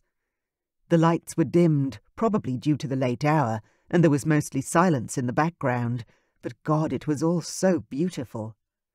Suddenly I yawned loudly, unable to help myself, and covered my mouth with my hand. The adrenaline from earlier was beginning to leach out of my system, and the fact that it was past midnight and I was practically 9 months pregnant began to weigh on me. When Anselm finished his conversation and walked over once more, I spoke up. "I'm sorry, but I think I need to lie down pretty soon." He nodded. "Of course. And please don't apologize. I imagine this has all been a lot to take in. The servants are getting my sister's room ready for you. It's next to mine, so if you need me during the night, I won't be far." He indicated with his hand that I should follow, so I did. I didn't need a fancy room. All I needed was one of the couches we passed and a blanket. I was practically falling asleep on my feet. Somehow my back wasn't sore anymore, and my body was relaxed, more than it had been in months. I had no idea how that was possible, since I'd done nothing but fight and scream while I was carried here, but it was true. Was it the cold air and unfamiliar environment that had shocked my system out of its aches and pains? Or was it something more complex? Something to do with the man, dragon, shifter, or whatever he was, who had brought me here and seemed determined to look after me and our baby. We walked down a long hallway, then Anselm stopped in front of a wooden door. "This is my sister Jessa's old room. Mine is there." He pointed at a door about 15 feet further down the hallway. I crossed my arms over my chest, suspicious as hell. "There's no adjoining door, right?" Not that a man like him would likely want to force himself on a woman who probably weighed more than he did, but still, I had to ask. He tilted his head and frowned at me. "Between siblings? That would be weird." I didn't have the brain power to explain, so I just asked, "Your sister won't mind if I sleep here?" He shook his head. "No, not at all. My parents and both of my sisters are visiting family friends and will be gone for the next few days." Okay. I didn't have anything else left in me to fight him. There was a bed inside this room, and it was calling my name. I pushed open the door to the most opulent bedroom I'd ever seen. It rivaled every magazine cover ever. In the middle of the room was a huge 4-poster bed with white draping curtains and golden blankets thrown over the coverlet. Wow, I was literally speechless. "Let me tuck you in." Anselm took my hand and tugged me inside. There was only a single light illuminating the room, a gold lamp on the bedside table. "Tuck me in?" "You don't need to do that," I grumbled, shoving off my large, warm coat and sitting down on the plush bed. "I've been putting myself to bed alone for a long time." I kicked my feet out of my fur boots, or tried to, but my right foot got stuck. Shit. I reached down to shove at it, or at least I tried to, but had issues bending because of my belly. Anselm knelt at my feet. "Allow me." He gently pulled at both boots, and they easily slipped from my feet. Then he set them to the side, stood up, and rolled back the bed covers for me. I was too exhausted to be angry or fight him. I crawled beneath the blankets, so soft and warm, and put my head on the pillow. The whole bed felt like a giant cloud folding around me. Oh, this is heaven. I rolled onto my side, grabbed one of the many pillows and tucked it between my knees, and closed my eyes. Anselm kissed my forehead lightly, a mere brushing of his lips against my skin. The sensation sent a frisson of something delightful through my body, but I was so tired and confused that I couldn't quite grasp what it was. "I've missed so much, my beautiful mate," he whispered. "I won't miss anything more. I promise." I didn't know what to say and didn't bother trying to answer him. There was too much water under the bridge now. Surely he understood that. He clicked the lamp next to the bed, and the whole room fell into darkness. I stayed awake just long enough to hear the door shut, then I slid into a deep sleep. Waking up wrapped in a cloud couldn't feel better than the place I woke up in the next morning. For the first time in far too long, I'd had hours of uninterrupted sleep. Although my bladder was now screaming at me to get up and go to the bathroom, the rest of me was rested and relaxed. The baby shifted and kicked out, obviously frustrated about being trapped inside me. He or she really seemed determined to want to come out. "Okay, okay," I groaned, throwing back the covers and rolling up to a standing position. The plush carpet beneath my toes was exquisite and made the plantar fasciitis I suffered from in the mornings so much easier to bear. I pushed open one of the doors off the bedroom and found the most amazing walk-in closet. It was huge, the size of my kitchen at home. I closed it because, unfortunately, not a single thing would fit me at present, even if I was the sort of girl to borrow and wear another woman's clothes. Behind the next door, I found what I was looking for. A huge white and gold bathroom extended out the length of the closet. It had a huge bath, a walk-in shower, and a large vanity with mirror. I waddled over to the toilet and quickly sat. Peeing all the time was one of the many things I didn't like about pregnancy.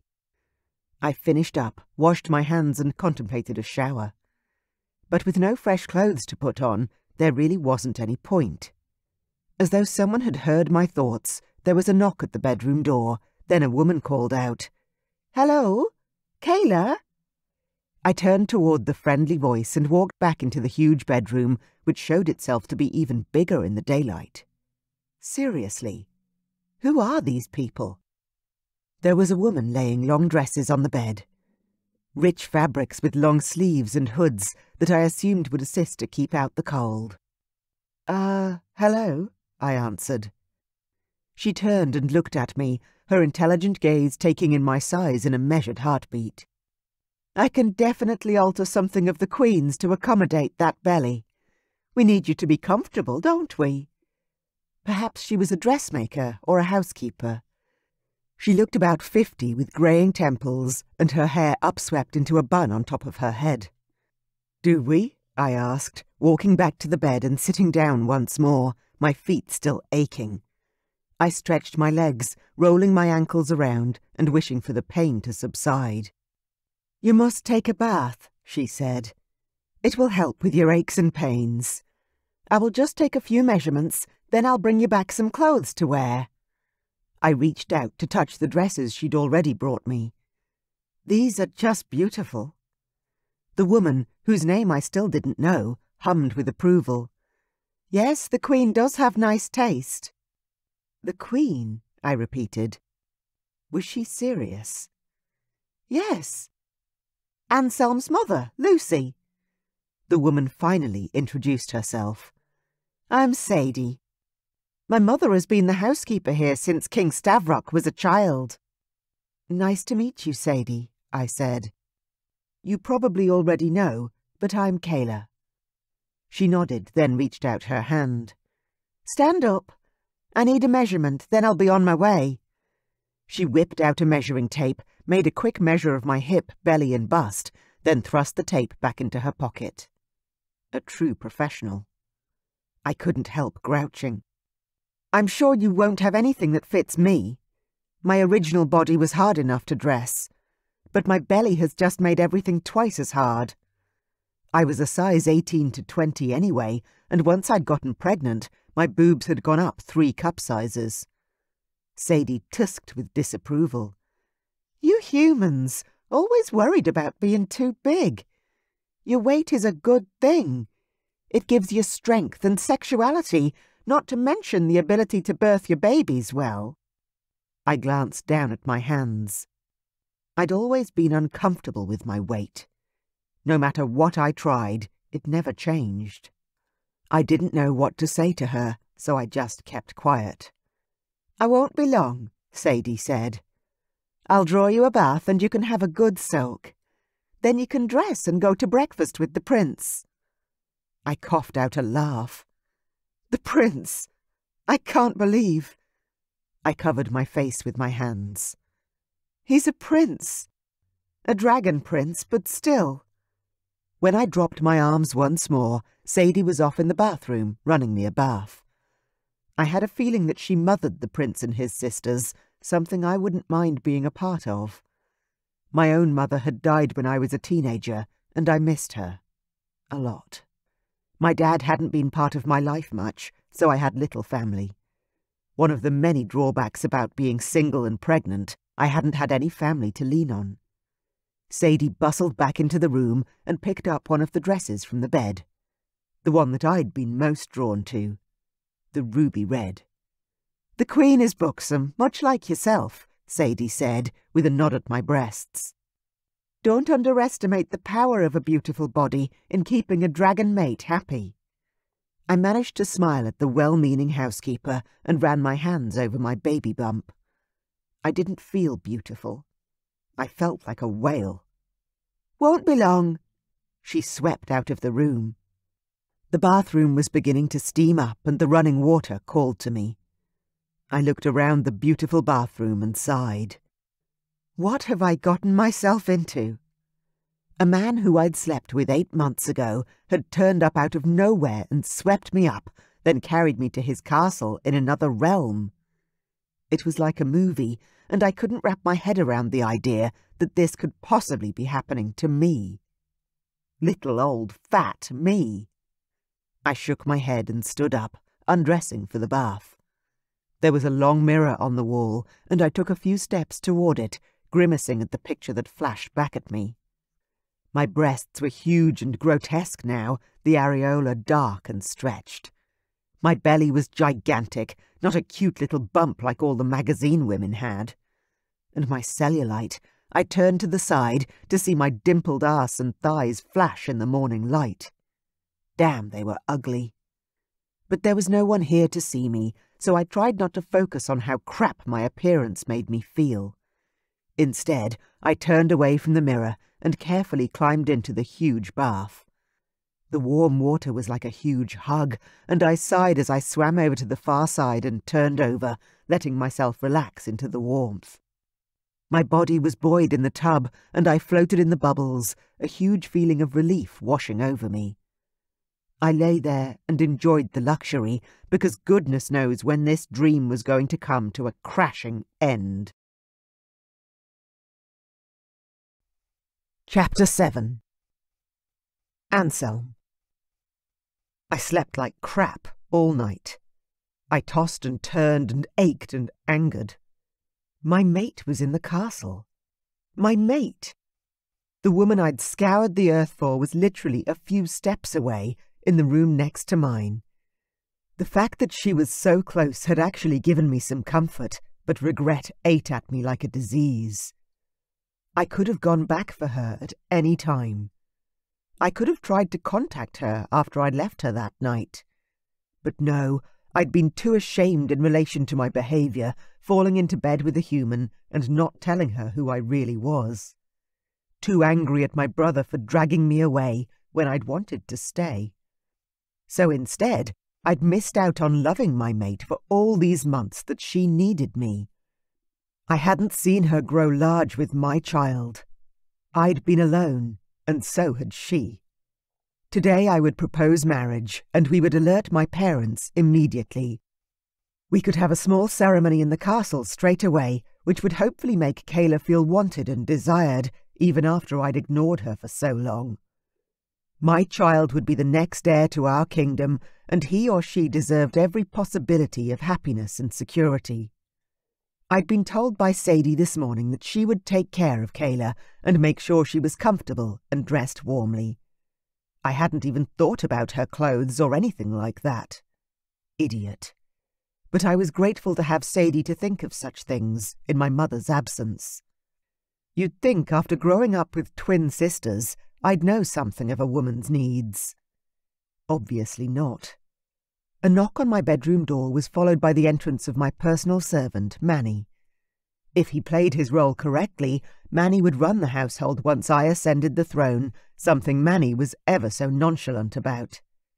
He walked in with his characteristic grin, as informal as my father's butler was formal. "So," he began, "the acorn doesn't fall far from the tree, does it, Your Highness?" I stood up and tugged on my vest. I'd dressed well today, knowing I would be proposing marriage. I didn't want to look like some sort of street urchin. "How do you mean?" Manny chuckled. "From what I've heard, King Stavrok stole Queen Lucy from the human realm when he found her. Now you've taken your own human. I never thought you'd follow in your father's footsteps quite so closely." I groaned. It wasn't intentional, and besides, isn't it obvious that I've seen her before? Manny laughed. "Oh, you mean the pregnant belly? I did wonder on that one, sire. Perhaps that happened when you and your brother went gallivanting off to the human realm for a little sneaky peek." I glared at my best friend, the man who would one day be my greatest asset. "You know too much, Manny." Once again the blue-eyed young man cackled with laughter. "Not much gets past me, sire. Now, I'm here with a message from Sadie, the woman who truly ran everything around here." I walked toward the door, waiting for the message. "And?" I finally inquired. "What did she say?" "She said to tell you to meet your mate for breakfast in the small dining room. Now, Kayla will be ready in a few minutes." I pushed my hair out of my eyes and nodded. It was time. Manny put his hand out and touched my shoulder, his usually Joker-like face serious for once. "Prince Anselm, I want to tell you how happy I am for you. Truly." I clapped my hand on Manny's shoulder. "Thank you, my friend." Then we both straightened, shrugging off the camaraderie we both felt at a base level. I headed out the door of my bedroom and looked both ways. The hallway was empty, so I hurried along to the dining room, wanting to be there to greet my future wife. The dining room had been set for guests, with the good white tablecloth and the best silver. I couldn't help but smile at the obvious approval from the servants, already treating Kayla like the queen she was destined to be. I walked over to the fire where heat burst from the logs. I was still slightly chilled from last night's excursions. Carrying that car all the way from the human realm had drained my energy in a way I'd never experienced before. I was glad I'd done it, for my mate's sake. But I wasn't sure I could again, if I had to.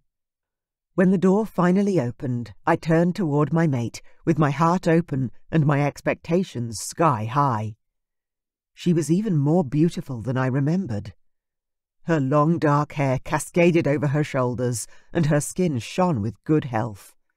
The dress they'd chosen for her suited her to perfection, hugging her large belly and accentuating her huge breasts in a way that made me want to rush over and bury my face between them. But I stayed where I was by the fire, because despite the beauty that was Kayla, she seemed unsure. Her eyes darted this way and that, as though she was expecting something, or someone, to jump out and scare her. "Good morning," I called, as I meandered toward the dining table. The servants weren't sure what you liked, so they appeared to have made everything on the menu. I'd never seen so much food on a breakfast table before. There were pies and fresh breads, pastries and whipped cream. Then, of course, there was toast and bacon and eggs. Everything and anything a person could wish for. Kayla glanced over at the abundance, her eyes wide with surprise. Oh, they shouldn't have gone to so much trouble. I rarely eat much for breakfast. That could hardly be good for her, or the babe, but I kept my opinions to myself. Well, sit and have a cup of tea, or some fresh juice if you like. No one will be offended if you don't eat anything. I pulled out the large dining room chair, and Kayla stared at me for a moment, then shook her head and sat down. I pushed the chair in and walked around to my spot, opposite her. Is there something wrong? A soft smile played at the edges of her lips. No, it's just that you talk like you're from a medieval movie or something. And your manners are, well, they're great, but very unusual in men nowadays. I shrugged and reached for the stack of pancakes piled up next to the fresh blueberries. It may be in human men. I was taught differently. Kayla nodded, then reached for a slice of buttered toast. You were taught to have one-night stands with human women, then abandon them. Got it. My cheeks flushed with the heat of shame. You have no idea how ashamed I am of my behavior on that night, and since then. She shrugged, causing her breasts to bounce and draw my eye. It doesn't matter now. What's done is done. No, it's not, I urged her. We can't go into the future with that hanging over our heads. I have to explain to you why I behaved that way. Kayla reached for the bottle of freshly squeezed juice. Go for it. I clenched my jaw tight, then slowly released it. I should have been practicing this speech. Instead, I'd spent the night angry and alone. Now was not the time for regrets. I had to explain. I took a deep breath and said, I mentioned last night about fated mates, did I not? She shook her head. No, you said I was your mate, or something. I was a little distracted by the whole dragon thing. I tried to smile at her, but my face was tight. Yes, you are my mate, my fated mate. You are meant to be my life partner, and I am meant to be yours. She frowned at me. You can't be serious. I most definitely am. I reached for some of the berries and pulled them onto my plate. The fated mate bond means that when I saw you, my dragon lost control and I had to shift. I had to bring you home with me. Are you telling me you don't have a choice on this thing? Her eyebrows were high and questioning. That fate just points to me and goes, hey, even if you don't love her and you're not attracted to her, go marry her. A growl rolled up and out of my chest. I was attracted to you from the first moment I saw you, or I would never have put that baby in your belly. It was Kayla's turn to seem embarrassed, or that was what I assumed she was feeling, since her cheeks turned the same colour as her ruby-red dress. She reached for some fresh fruit and placed 3 pieces on her plate. You were saying, go back to the night we met at the club. I ran a frazzled hand through my hair, quickly realizing that unless something dramatically changed, I would not be proposing marriage to my mate this morning. I honestly thought this was going to be so much easier. I've been waiting for my fated mate to appear for forever. I've felt incomplete, lonely, missing you. Kayla looked up from her plate, meeting my gaze. I could feel the intensity of that look right down to the soles of my feet, and the fact that she was at least hearing my words gave me some comfort. She wasn't speaking, so I continued. I'd been told that when I met my mate, I'd know. My dragon would take over, and I'd shift uncontrollably. Kayla sucked on a strawberry, making me ache. Then she said, sort of like last night. All that shaking and carrying on. Exactly, I said, trying not to take offence at the way she pictured me. Then why didn't that happen when I met you 8 months ago? I sighed, opening my arms, palm up to show my confusion. I'm not 100% sure, but I think it was because I was so intoxicated. My dragon was asleep. He couldn't sense you." Kayla gasped, then rubbed her belly. "Well, something was awake, because I got pregnant straight away." I nodded, a strange sort of pride blossoming in my chest. "Well, you're my fated mate. It makes sense that we are compatible in every way." The memories of the sex we'd shared that night had kept me company on many nights since then. I took a sip of my fruity wine, then the thought hit me. Humans knew more about their babies than we did. "Do you know what you're having? Is there more than one?" "More than one?" She gaped at me. "I bloody hope not." Then she went quiet. "I know I'm huge, but that doesn't mean it's twins." She looked crushed, and that was the last thing I'd meant to do. "Oh, I didn't mean to imply anything negative. I am a triplet, with my sisters Vanya and Jessa. I was only wondering in case the multiple birth thing is genetic." Kayla's hands rubbed over her huge belly, over and over. "No, I'm pretty sure there's only one. I've had several scans and they all showed just one baby." I nodded. That was a good thing, for a first birth especially. Mother didn't like to talk about it, but I was certain our birth hadn't been easy for her. "And do you know if it's a boy or a girl?" I asked, not even sure what answer I would prefer. She shook her head vehemently. "I wanted a surprise." I smiled. "That was a great choice." Made the wait even more worthwhile. She was still rubbing her belly, almost like one would a magical lamp.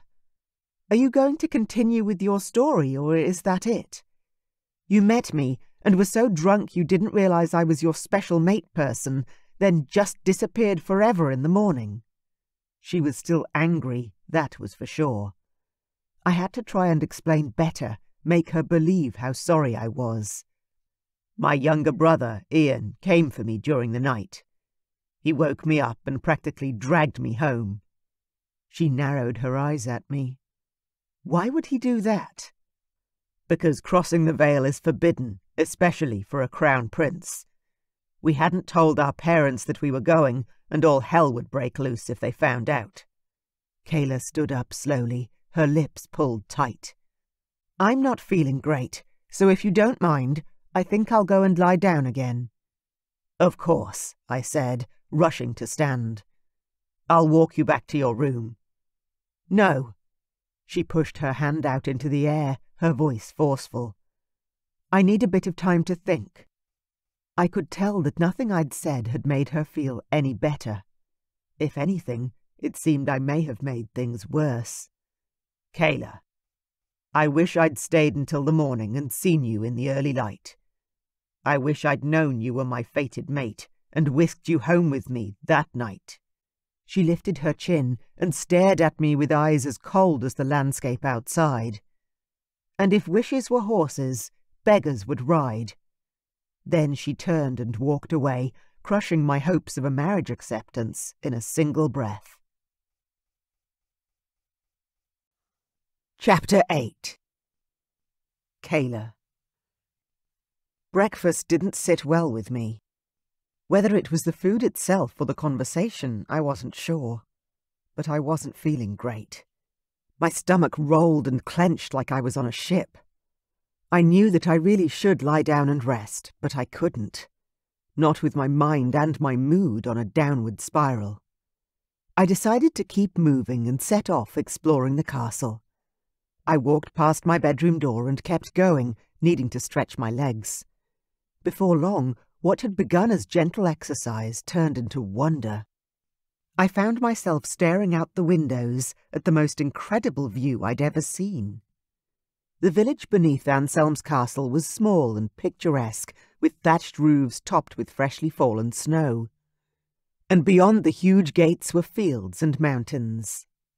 That's where my poor car still was, in one of those fields, probably frozen beyond repair. As I pressed my palm flat against the window pane, the glass was cold to the touch.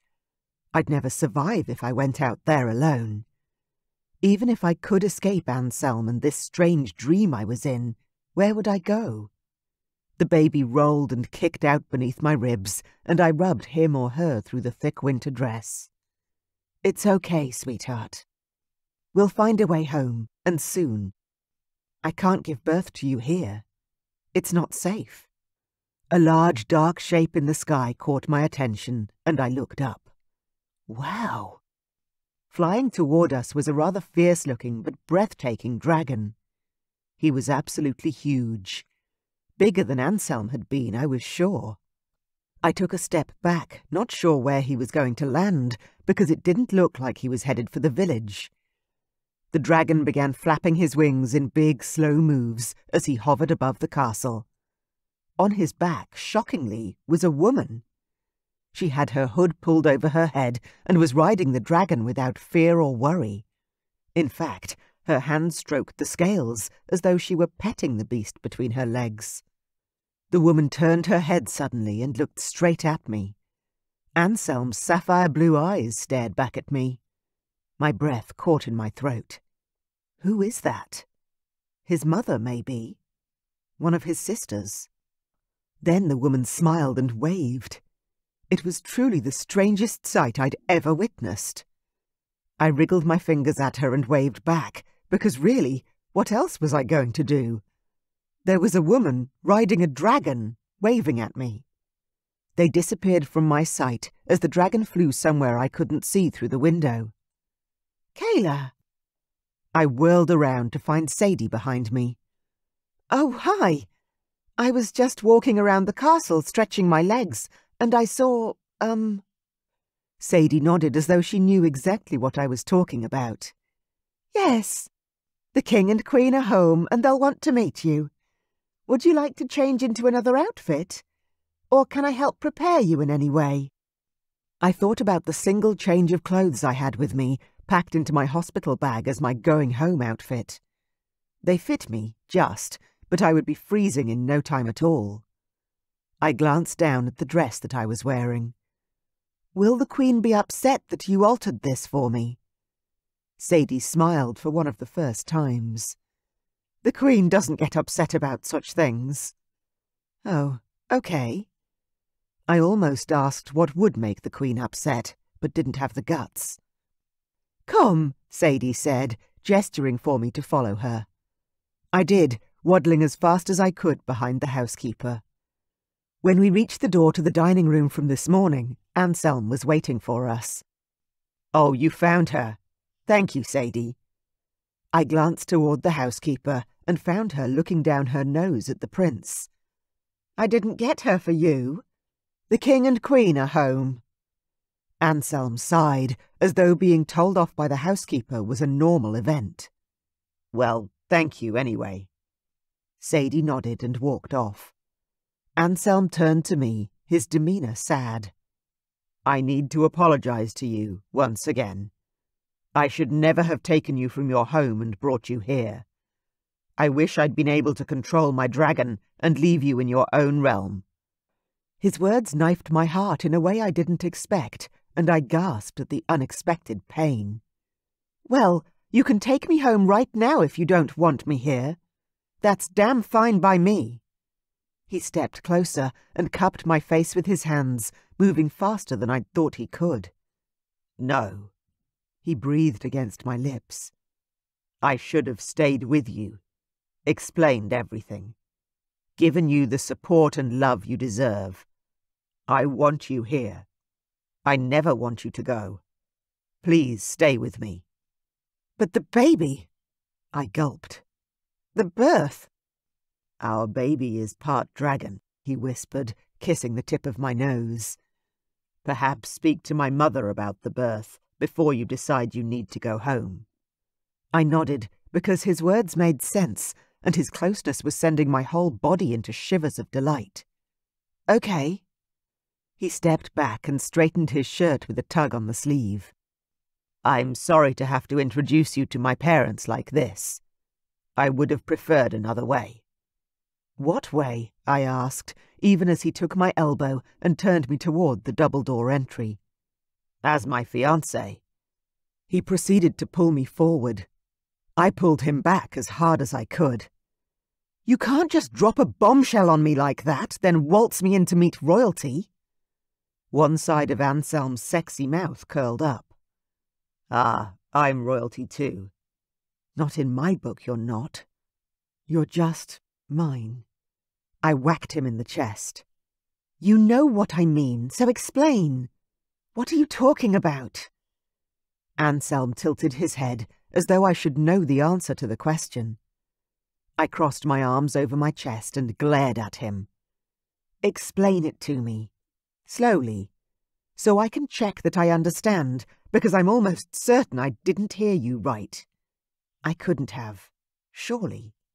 You're my fated mate, he said, as though it were a fact. I want to marry you and have our children grow up here, in the castle, and— Hang on a minute, I said, uncrossing my arms and putting a hand out in front of me, as though that would actually stop him from saying all these things. You expect me to stay here? Not just for today, but forever. I couldn't believe he thought I should just leave my whole life behind and stay here in this frozen palace. Who was I? Elsa? I had friends. I had a job. What about my house? He reached into his pocket and pulled out a navy blue ring box. My heart leapt in my chest and anxiety shot through my veins. No. When he opened the box to display the most beautiful diamond and emerald ring I'd ever seen, I couldn't help but gawk at it. If you married me, Anselm said, there is nothing I wouldn't give you. What about your heart? Is that mine too, or have you given it to someone else already? Before I could even think of an answer, Anselm tilted his head to the side, snapped the box shut, and slid it back into his pocket. Someone's coming. The double doors in front of us flew open with a loud bang, and the biggest man I'd ever seen in real life stood before us. What's taking you two so long? He was handsome for a man who had to be in his 60s.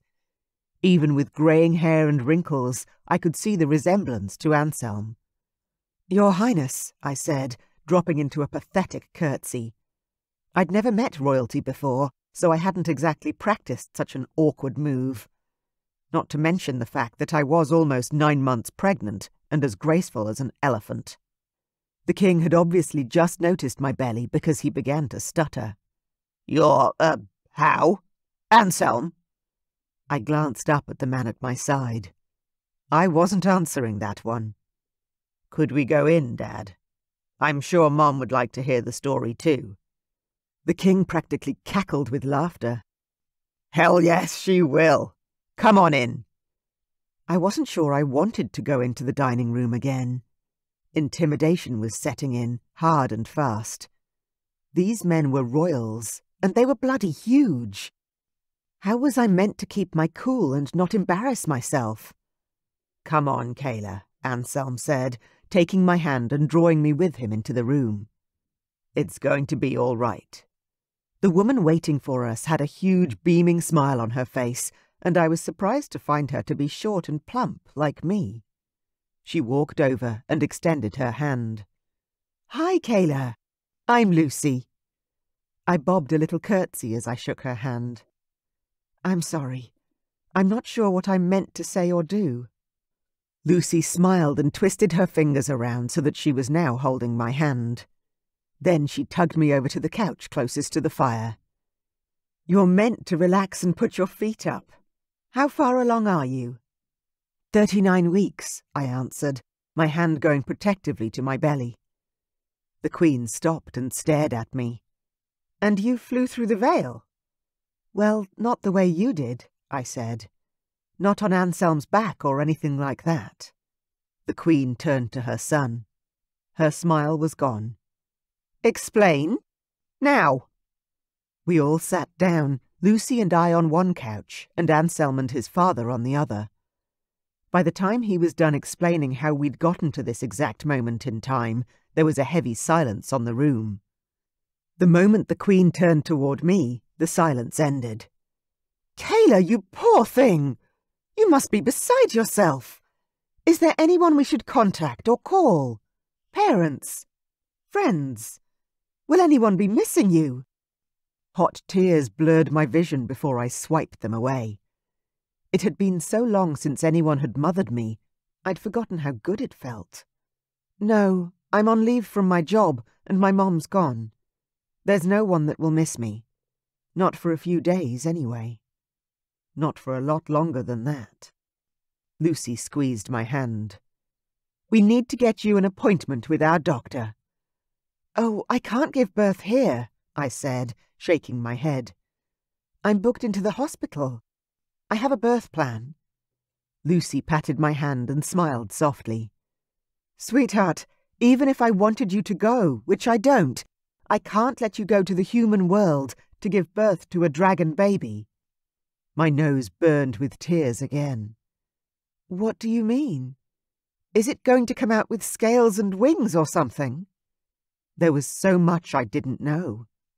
So much I hadn't planned for. Lucy grinned at me this time. No, not at all. They come out like normal human babies, but they're big and can be difficult births. The doctors here are well versed in birthing dragon human babies, and without them, I'm not sure I would have made it through the triplets' birth. I could have a cesarean section, I said, my voice turning shrill with worry. Lucy grimaced. That's where there is a complication, and one of the few differences with dragon births. The sac the baby's or baby grows in is much harder and more resilient than a human amniotic sac. A C-section may not work at all, and God knows what the doctors would do to you, or your bubs, if they found some miraculously tough membrane inside of you. The tears were beginning to well in my eyes once more. So you're saying I can't go home, and if I do, I could die? Or my baby could die? Lucy moved even closer, reaching out both hands to me and holding tight. This is 100% your choice, and if my stupid son has done something that you won't forgive him for, then I will stay by your side until your child is born, and then Stavrok will fly you both home safely. All right? You are not a prisoner here. A high-pitched sound of pain came from the other side of the room, and the Queen glared at whoever made it. I didn't look away from Lucy's face. I was barely keeping it together as it was. Lucy snapped at whoever she was glaring at. You're the only one that can fix this. Not me. My job is to keep this girl and my grandchild safe. I hiccuped, then covered my mouth with my hand. Your grandchild? You would be the only ones. My mom's gone, and my father has been out of my life for over 20 years. Well, we are in, Lucy grinned. 100%. Aren't we, Stavrok? The huge Dragon King walked over and sat behind his smaller wife, his face solemn. Definitely. I don't know what's happened between you and Anselm, and I pray to the gods that you sort it out and stay here as part of our family. But if you don't, I hope you would allow us to be a part of your child's life. The amount of emotion and support being shown in this moment brought a sob to my throat. I wanted to tell them yes, that of course I'd have them in my baby's life. To have such doting, wonderful grandparents would be amazing. But the words stuck in my throat, and when I tried to speak, tears coursed down my face. So instead I nodded and tried to smile through the tears. I couldn't do their kindness justice at the moment, but once I could talk again, I would. Anselm suddenly stood up, and I glanced over to his couch, only to watch him walk out of the room, the doors shutting loudly behind him. I stared after him, the baby kicking out and rolling about, in response to the sound of my heart breaking once more. Chapter 9. Anselm. My parents were giving Kayla every excuse to leave our realm and cut me completely out of my child's life. Here I was, wanting my mate to stand by my side as my queen, to marry me and reign with me through all the years of our lives, and my mother was offering to take her home any time she wanted to. I could scream with the fury of it all. I marched down the hall, heading to the closest balcony so I could fly off some of the anger rolling through me. When I reached the door, I began to strip off the clothes I'd only donned an hour ago. A servant ran up to grab the garments from me. "Thank you, Cecile," I managed to grunt out, the manners that had been instilled in me since birth forcing me to speak through my anger. By the time I was done undressing, my father had caught up with me. "Where the hell do you think you're going?" I opened the door, ignoring my father, and walking out onto the snow-covered balcony. The king, of course, followed me. He wasn't one to be ignored. Never had been. "Anselm, I love you, but mark my words, if you don't talk to me, you'll regret it." My shifter was already leaping into my skin, but I gave it one more attempt to appease my father. I turned and garbled out the only words I could say through my teeth that were rapidly becoming those of my dragon. "Dad, I can't. I need to fly. We talk. When? Back." My father nodded, an understanding settling into his eyes. He stepped back as my dragon took full control of my body. I didn't waste any more time. I dove off the side of the castle and flew toward the town, twisting my body at the last minute to soar up over the front gates. Kayla's car lay beneath me in the field, exactly where we'd left it. Memories assailed my mind. Ones I'd blocked out 8 months ago. The night I'd met Kayla had been a sad one. I'd convinced myself that my mate was just over the veil, like so many kings before me. Ian and I had gotten a few whiskies into us one night and decided to go and check out the human world.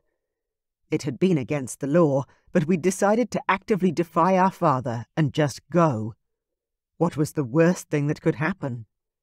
I'd been at the tiny town over the border for only a few hours when my senses had been so overwhelmed by the people and the noise I'd wanted to go home. Instead, I'd begun to drink their strange alcohol and drink heavily. I walked the streets looking for my mate, certain that fate would let me fall over her. By the time I'd found the human bar packed full of women, I was lost. Kayla had found me and begun a conversation. She'd been lovely from the very start. Friendly, worried about me being so far from home and not knowing anyone. Her affection had soothed my soul, and her beautiful face gave my desire wings. I hadn't known she was my fated mate. My dragon had not been awake, nor paying any attention to where I was, or who I was with. Looking back over that night, there were signs, of course. Ones I'd ignored. The irrefutable attraction when I hadn't wanted any other woman in the whole place. The tingle in my skin when she'd touched me, then later when we'd been in bed together, how right the whole night had all felt. Feelings that I'd ignored and tossed aside ever since. Throughout the night, Kayla and I had shared far too many wines, and when she'd asked me if I wanted to come back to her place, I'd jumped at the chance to push away the loneliness for a few hours.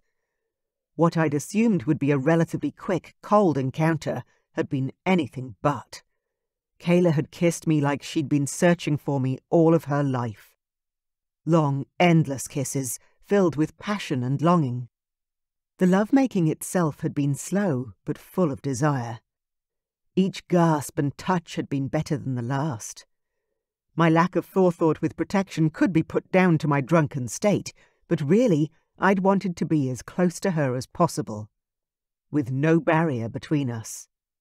When my brother had come for me during the night, I hadn't wanted to leave. Kayla's big, luscious body had been so warm and beautiful, part of me had wanted to stay with her forever. But Ian had talked me into going home, telling me that my fated mate wasn't here and that we had to go back to the castle empty-handed. I could still hear his words in my ear. "Dad's going to eat us for breakfast if we don't get out of here now." My God, did I regret that choice now? How different would this year have gone if I'd brought Kayla home with me that night? Or even gone back to see her a couple of days later and explained all. I kept flying and was so lost inside my own head that I managed to fly all the way to the Black Mountains without meaning to. Eric and Marianne's castle loomed beneath me. I had a choice. I could turn around and fly home, deal with my parents and whatever Kayla had decided. Or I could fly down and speak to the sorceress once more. I would have to deal with my family once I turned around anyway, but since I was here, why wouldn't I ask for Marianne's help once more? Can't hurt. I began to descend, following the same pattern I had only yesterday when we'd all come to visit Jessa at her husband's castle. A servant, different to the one from yesterday, ran out onto the balcony with a white robe. I landed and let go of my dragon as quickly as possible. My head was downward spiraling into a depression I had fought hard to stay above.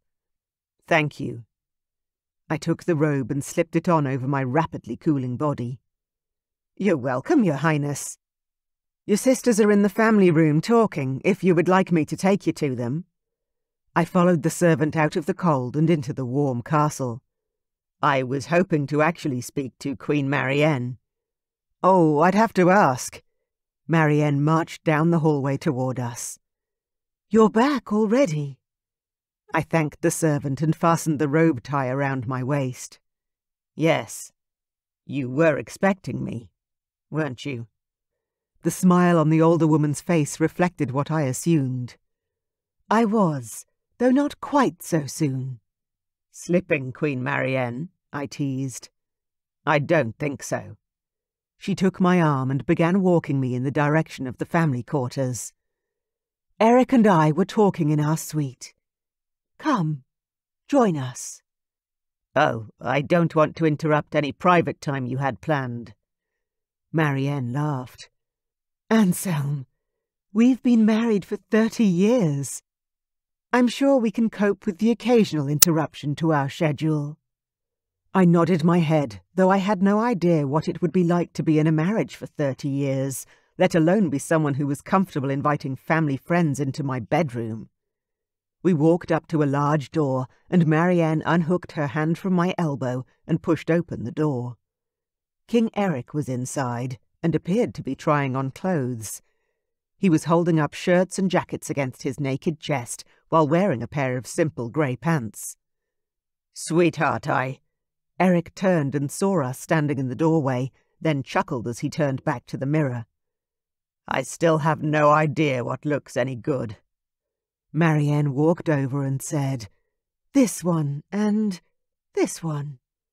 Then she went up on her toes and kissed her husband. "You look good in everything." Eric's smug smile was that of a man who knew he was loved. He turned away from the mirror and strode over to the wardrobe, grabbing a simple, thin white shirt. "Hello again, Anselm," Eric said with a warm smile. "I hope you'll excuse the informal garb. I didn't grow up in the palace. I prefer comfortable clothes like these when I'm able to wear them." I nodded, accepting his apology, then laughed when I realized how absurd the conversation was. "I'm pretty much naked, and you're apologizing for preferring well-made cotton clothes. That seems a little odd, Uncle Eric." I often forgot that Eric had grown up poor, the son of his father's mistress, who'd been tossed out into the cold when she'd been pregnant. He hadn't expected to ascend the throne, though he wore the kingship well. "Speaking of," Eric said, turning his gaze on his wife, "are you trying to tell me something, my queen?" Marianne raised an eyebrow. "I don't understand the question." "You've brought into our bedroom an almost naked young man. I hope you're not pitching for a new lover. I'd hoped that even after all these years you were satisfied with your choice." Marianne rolled her eyes, and I tried not to swallow my tongue. Was he serious? I tried to explain. "Oh, no, Could you even imagine what Stavrok would say?" Marianne muttered, shook her head, then walked over to her king. Then, instead of admonishing him for his question, she grabbed his face and kissed him hard. "You are all I've ever wanted or needed. Now get serious. Anselm needs our help." They both turned to face me, and I immediately felt lost. I pulled the robe tighter around myself. "What do you mean?" "How's your mate?" Marianne asked, taking her husband's hand and walking him over to a love seat situated at the end of the grand bed. I swallowed hard, forcing my feelings of inadequacy down. I'd come here for Marianne's help in finding my mate, and so far she hadn't steered me wrong. She's pregnant, due to give birth any day. Any moment, I realized, taking a step toward the door. I'd made the wrong choice. I needed to go home. Home. Marianne waved her hand at my movements. You have a few more days, so save your panic and talk to us. I took a breath, attempting to calm myself. Thank you. When I didn't speak fast enough, Marianne jumped in to ask, Has Lucy convinced her to stay here to give birth? She must. I nodded. Yes, she has. Good. Marianne mused, chewing on her bottom lip. I'm not sure she would survive a birth in the human world. Your child is strong and large. It was my turn to bite my tongue. I desperately wanted to know more about my son or daughter, whichever it was. But it would be wrong to ask Marianne, then no more than Kayla. And after all, it wouldn't be long before I held the baby in my arms. I could wait. Get back to the task at hand. Kayla is angry at me for not finding her sooner, and she doesn't believe in the fated mate link. When I told her about the bond, she interpreted it to mean that I had to marry her, even if I didn't want to. Marianne turned to her husband and raised an eyebrow. You want to take this one? I turned to the king in surprise. Did he have experience in this? Eric twisted his body, so he was now completely facing me. That's not completely unusual. I had similar feelings when I met Marianne. However, everything stemmed from feeling unworthy. You must find out what is making your mate feel that way and appease her worries. That made sense, however. She seems to have some insecurities about her body shape, though I don't understand why. Especially considering I jumped into bed with her practically the moment we met. My face heated with embarrassment, but the king and queen didn't seem to worry about my words. You need to reassure her that she is desired and loved, Marianne said. Loved? Marianne smiled knowingly. Oh, you haven't spoken of love yet. I know it is early. You haven't spent a lot of time together yet, so you may need to wait until the love has grown between you. When enough time has passed. But she will need to know that you are with her because you chose it, not because you are being forced. I'm not being forced, I said, the words sounding repetitive, and yet I couldn't stop myself from uttering them. Marianne chuckled. Oh, I know that. I've been dreaming of Kayla for months and wasn't sure who she was set to marry, but I knew she was meant for this world. I was grateful to you when you came here yesterday and asked for the reading. I slept like a baby last night, knowing you had found her. I'm not sure what to do exactly, I told them. My parents have offered to take her home after the baby is born, to separate her from me. Eric's face was serious now, his forehead creased with lines. Then you must convince her to stay, Anselm. Your future happiness and that of your kingdom lies in your ability to convince Kayla that you love her. Because I can tell you, without her, you will be lost. Chapter 10. Anselm. After my illuminating conversation with the King and Queen of the Black Mountains, I took to the sky once more. They were right. I had no choice but to fight for the woman who was the key to my future happiness. When I landed on the rooftop of my parents' castle, a servant rushed out with a cloak, closely followed by my father. His face was ashen.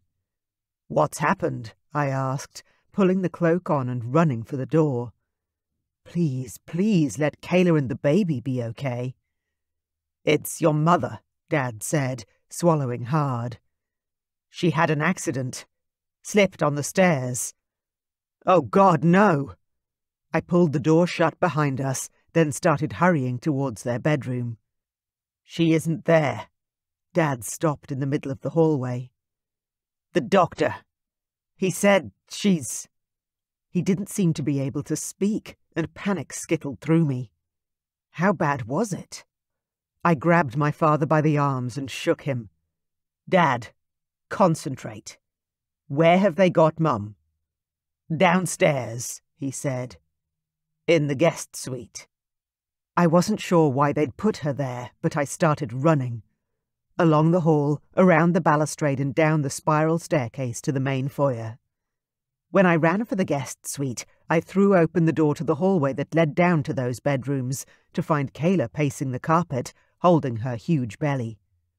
Are you okay? I asked, gripping her face, turning her chin left and right. There wasn't a scratch on her, yet my heart pounded and my dragon screamed inside my head.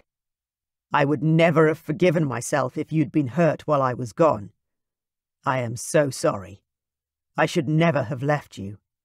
Kayla's eyes filled with tears. Where did you go? To Marianne, I answered honestly. She gulped audibly, the tears spilling down her cheeks.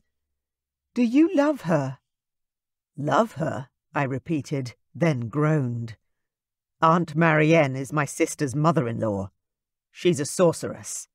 She helped me find you, and is happily married to King Eric, who's even tougher than my dad, if you can believe it. Kayla sobbed and threw herself against me, crying hard. I wrapped my arms around her and hugged her tight. Despite the tragedy of my mother's injury, my dragon began to purr with happiness, having his mate close by. Let's sit down, I told her, pulling her to the leather couch pressed against the closest wall.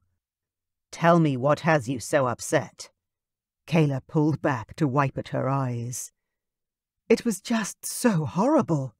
The accident. I was walking behind your mum because I'm so slow.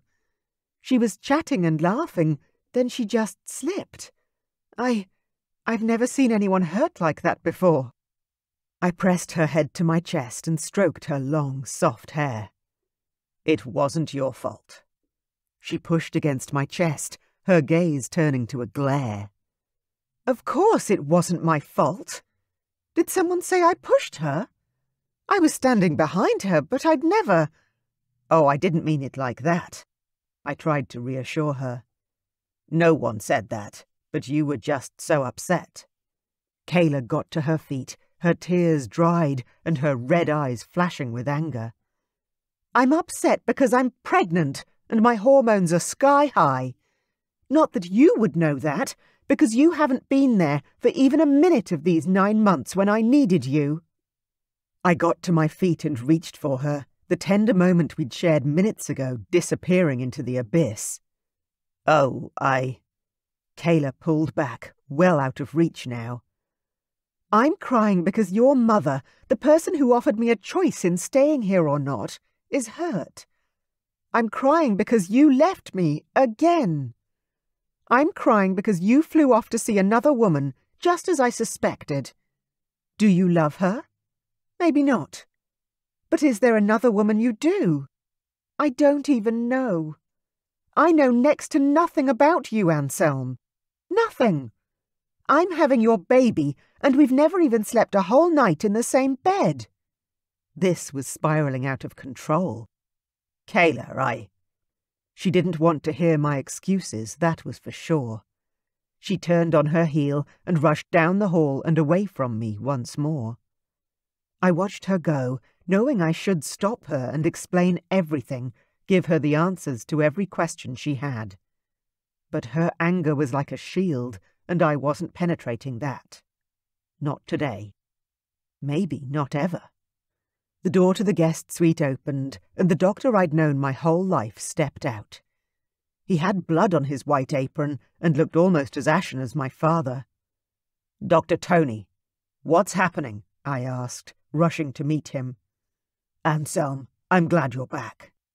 Can I help? I asked. Does she need blood? A kidney? What can I do? My mother could have my very soul if there was a way to give it to her. There's nothing you can do now. The doctor sighed. What happened? I demanded. What does she need? She fell on the stairs and has managed to break her leg, fracture several ribs, and hit her head. She had massive internal bleeding as well as concussion. She needs a blood transfusion. I've done all that I can. I began unbuttoning my shirt. Take all that you need. The doctor put out his hand to stop me. She needs human blood, Anselm. Kayla, I breathed. Is that why she was so upset? The doctor nodded. Yes, but not in the way you think. She was happy to donate, but I can't in good conscience allow it. Giving blood while pregnant is very dangerous, especially so close to term. So she couldn't give my mother the blood she needed. Then what can we do? The king has sent a message to the Winter Kingdom, hoping one of King Damon's sisters-in-law can help. Otherwise, we need to cross the veil and find a donor. Okay. I nodded, digesting all the information, staying calm despite the desperation of the situation. I need to find Kayla. Will you call for me if I can do anything? Of course, Your Highness. The doctor bowed his head. I clapped the doctor on the shoulder and headed back to my mate. She'd locked herself in my sister's room and wouldn't come out. Kayla, please let me in so I can talk to you. No, Anselm. Go away. I turned my back on the door and pressed my spine against it. We needed to talk, but if she wouldn't listen, or perhaps she would. I slid down the door until I was sitting on the plush carpet at my feet. I smiled as I ran my hand over the surface. I'd forgotten how soft the carpet is out here. We used to roll around and play on the floor so often as children. But it's been forever since I just sat here on it. Life got serious and busy. Kayla didn't respond, but she was quiet, and I wondered if she could hear me even though she didn't want to. I kept talking, hoping she was listening and that I would say something that might break through the wall. I'm just gonna talk, okay? Feel free to throw out a question if you have any. Silence echoed back, though I could hear her breathing as though she was closer. I imagined her sitting on the carpet on the other side of the door, stroking her belly in that way she had while she was agitated. I closed my eyes and started to talk. I had a good childhood, especially considering my bloodlines. I'm my father's heir, after all. Born first, oldest son, and all that. Most other princes get their asses kicked by their dads. Gotta stay in line and all that. Not my parents. My mother is human, as you know, so super affectionate. Over the top, actually. She softens my father, makes him more human if that's possible. Like, he's still hard, and tough, and relentless, but he's fair. He's my father first, then the king. His family comes first, and that's rare in a ruler. And I'm grateful. I want to be that way. With my kids. With our son or daughter. If you'll allow me. I let that sink in, and when no questions came, I continued. You asked me if I loved someone else, I said, softly, slowly. Hopefully she was listening. There is no one else, Kayla. There has never been anyone else. I chuckled. Well, of course I've been with women. It would be a lie to say anything else. But have I loved another? No. Does another hold my heart and is waiting for me to come to them while I'm in the castle with you? Hell no. I've been waiting for my fated mate my whole life. A second later I fell backward, landing flat on my back on the carpet inside Kayla's room, staring up at her big pregnant belly. Hi. She walked over to the bed. You can come in. Keep talking. I rolled to my feet and shut the door. Thank you. Jessa's room had a few large chairs, so I chose the one closest to Kayla and sat down. Did you hear everything I said? Or do I need to repeat anything? Kayla crossed her arms over her chest. You were saying that you don't have a girlfriend or lover. I was saying that I've waited my whole life for you, Kayla. She wasn't looking at me. Instead, she stared at her hands in her lap.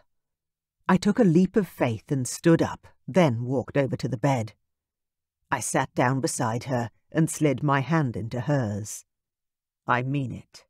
She held my hand but didn't look up. Then she whispered, You're just saying that. I reached for her face, cupping her cheek and drawing her face up to mine. Look at me, Kayla. She turned her face up to mine, and the vulnerability I saw in her eyes took my breath away. I wished I could say I already loved her, but Marianne was right. I needed to take the time to show her first. I want you, I said, my throat thick with emotion. I want you to stay here with me so we can get to know one another properly. Be my partner, my lover, my wife. Be whatever you want in this world. But please don't leave me. Kayla nodded softly, but I could tell that sadness still ran through her. You still don't believe I want you, do you? She shook her head. No. You're here because Marianne told you that I was your mate. Not because you felt anything for me that night, or even feel anything now. I hadn't told her about Marianne, which meant my mother probably had. There was only one way to show her how much I wanted her. You don't believe me? I asked with a smile. Then allow me to prove it. I pulled her toward me and dropped my head, pressing my mouth against her lips and losing myself in the process. Chapter 11. Kayla. I so desperately wanted to believe what Anselm was saying, but everything in my past told me that he was lying. He had to be. There was no way that a prince like him, that had already left me once, wouldn't do it again. But when his lips touched mine, I couldn't pull back. In fact, I grabbed onto his shirt and hauled him closer. His arms went around my body and held me against him. His lips parted mine and his tongue swept in to taste me. I met his tongue with my own, giving back whatever he gave and losing myself in the moment. But when his hands began to free roam my body, I pulled back. That was enough. Anselm, I'm not sure this is a good idea. And if we went any further, I wasn't sure I'd be able to stop when I should. The prince got to his feet in front of me and began to undress. His eyes were almost silver, and his smile was contagious. I think it's a great idea. He unbuttoned his shirt, then dropped it to the ground, revealing his incredible abs and beautiful chest. I think the only way to convince you that I love every inch of that strong, gorgeous, luscious body is to love on you until you beg me to stop. He unbuttoned his pants and slid the zipper down. I couldn't stop watching him, and my mouth literally watered at the beauty before me. This doesn't lie. He gestured downward. You can think whatever you want, believe whatever you want, but you are never allowed to think that I don't want you. I dragged my gaze up to his face, where I could see his determination. He wasn't lying. I stood up and began to undress, needing to feel his skin against mine one more time. Anselm rushed forward, cupping my face and kissing me hard. I twisted out of his grasp and turned my back to him. Please, help me out of this.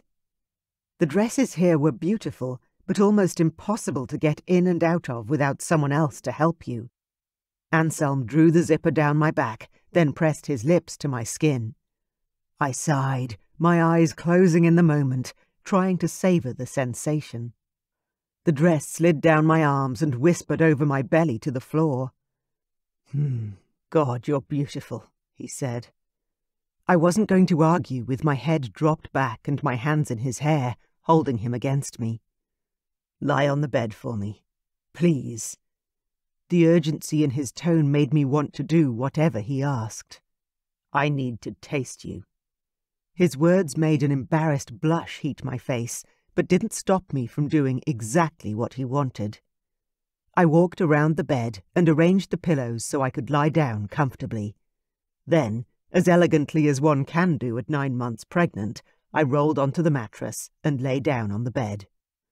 I waited, my chest heaving with exertion and excitement.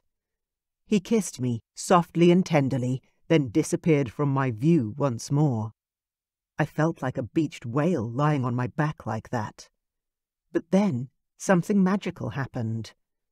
Afterward, Anselm pulled me up into a cuddle with our heads resting on the pillows. It was one of the more peaceful moments of my existence. I couldn't keep my eyes open. I was too blissed and drugged out of my head with pleasure. The sound of our slowing breathing filled the air, and Anselm's lips were on my shoulder, against my neck. His hand cupped my breast, then gently moved down to hold my belly. The baby kicked against his hand, and I smiled when he jerked his hand away. "It's okay," I said. "You'll feel more here." I dragged his hand to the place I felt the most kicks, and the baby shifted and moved for its father. "Wow," he whispered into my ear. "I thought nothing would make this moment more perfect, and you just managed it." My heart squeezed tight in my chest. I had to tell him how I was feeling, or we weren't moving forward. He'd been honest with me, so I needed to do the same. I convinced myself we didn't need you. Over the last 7 or 8 months, I was so alone at first. Then, when I couldn't find you and had no idea if I was ever going to see you again, I decided I'd be the best single mom ever. Anselm kissed my hair. "Our child has the strongest mother there is. I'm so proud of you for getting through so much on your own." I nodded. I was proud of me too. I never thought I'd end up pregnant and abandoned, but it had happened, and I'd found a way to survive.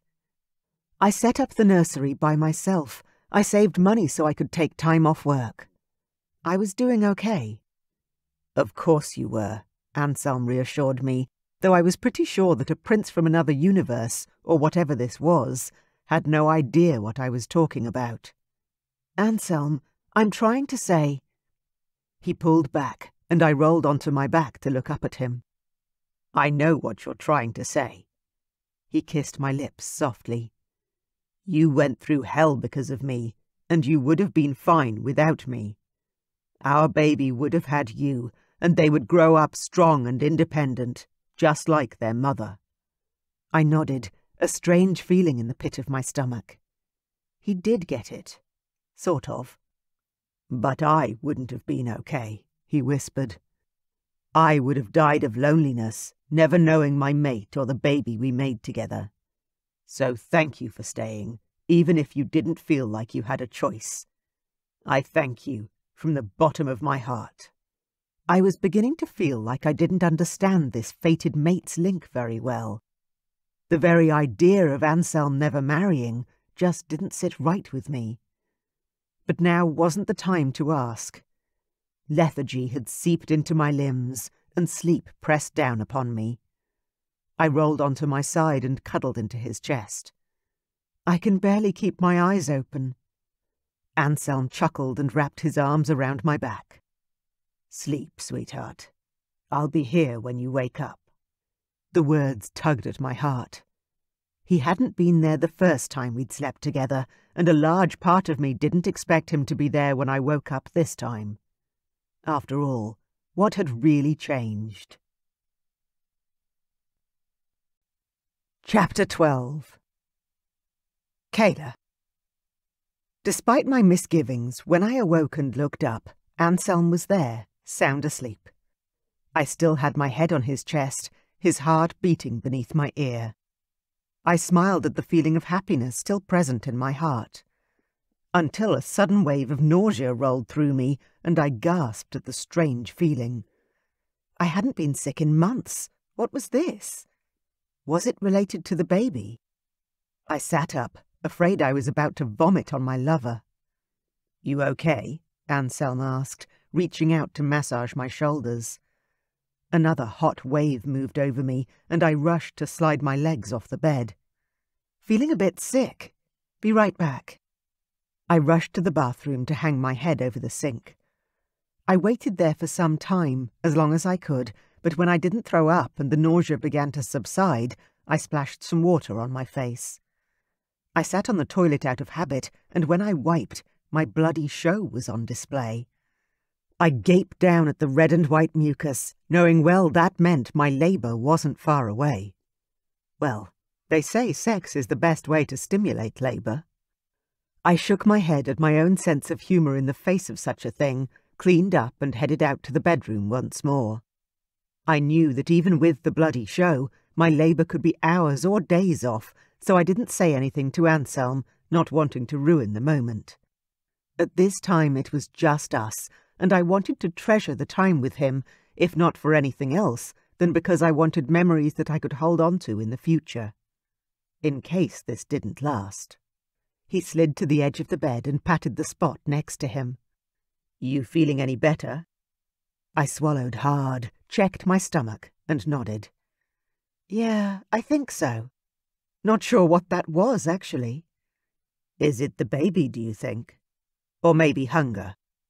Anselm looked concerned, as if he wanted me to say it was mere hunger, and not anything wrong because of the pregnancy. I tried to smile reassuringly. "Maybe just hunger. I think we may have missed dinner or lunch. What's the time, anyway?" He glanced over at the clock on the wall. "Around 4. We missed lunch. Definitely."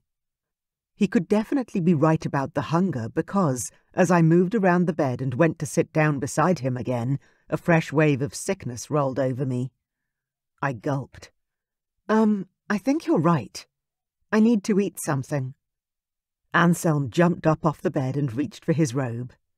"Let me grab some clothes from my room real quick, then we can go and get something to eat. The chef will whip up whatever you like." I nodded, though the nausea had gotten stronger. I just needed a cup of tea or some toast and butter. Something plain to settle my stomach.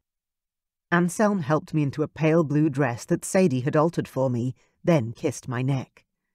"You look beautiful in these clothes." I turned to face him, smoothing the soft material around my baby bump. I must admit I like all the dresses. Very medieval.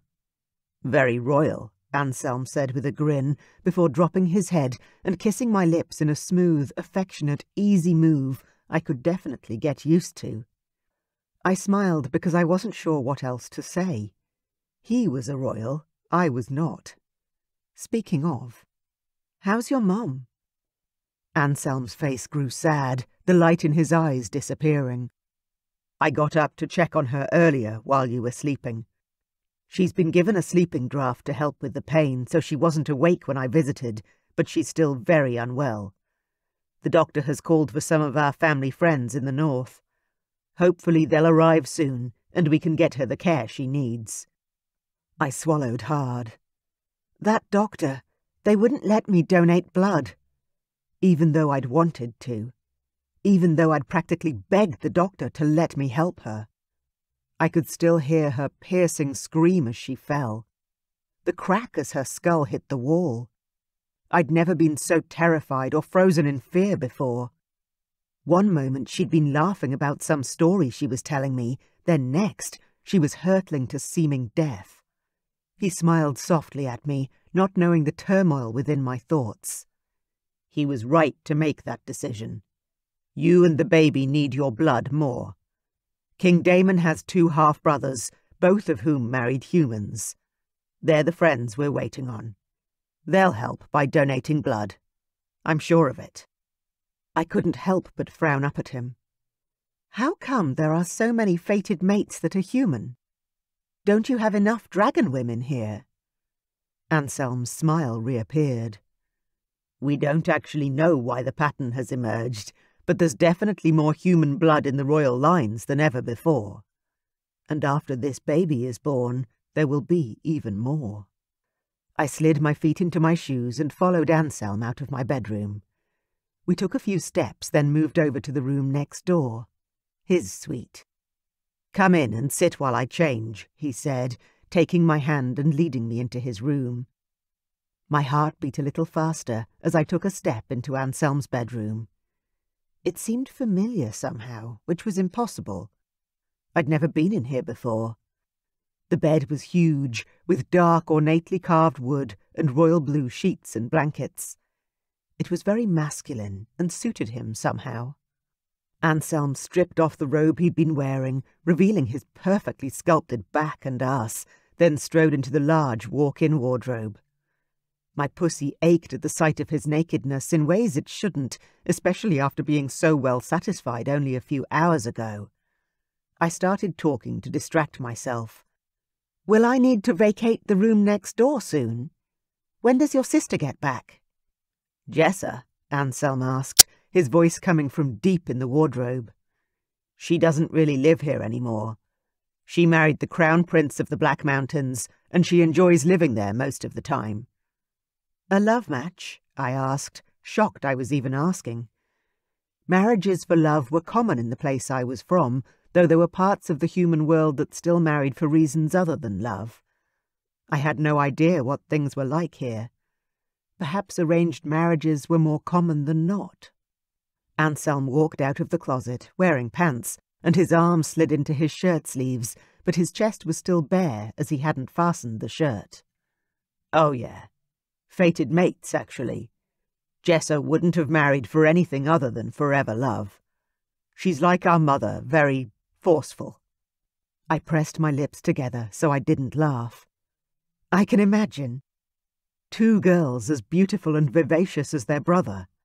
Yes, Jessa would be a force to be reckoned with, I was certain." "What about your younger brother?" I asked. "Where's he?"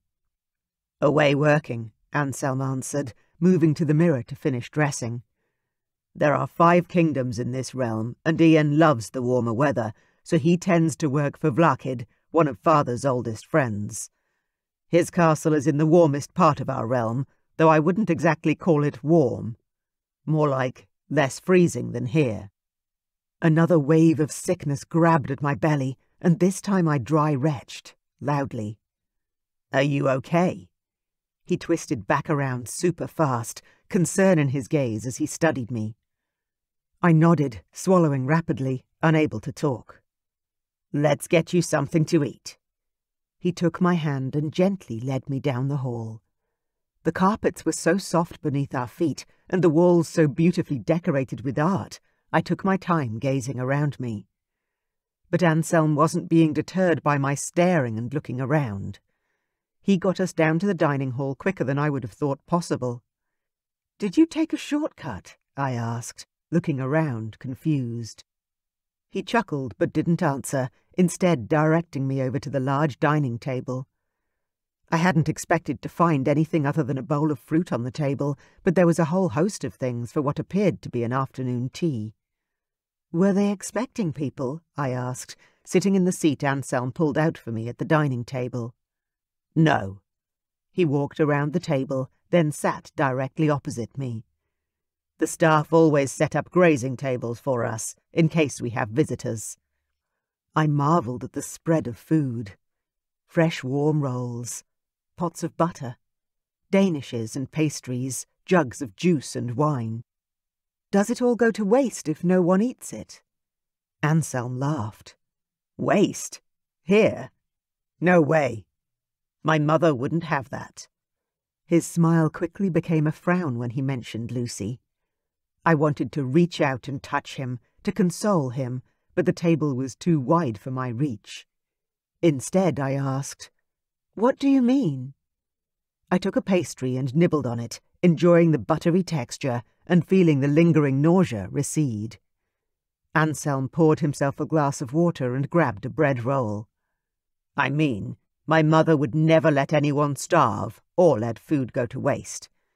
She was a childcare worker when she lived in the human realm. She struggled for money and came from a poor family. Now that she is queen, she makes sure that no one in our kingdom goes without." If this food isn't eaten within 2 hours, the servants would either pack it up to take home with them or offer it to the people in the village. Mother keeps a list of women whose mates have died, or people who are sick. Those in need. And the servants help distribute whatever is left to the needy. I smiled at the respect I heard in Anselm's voice.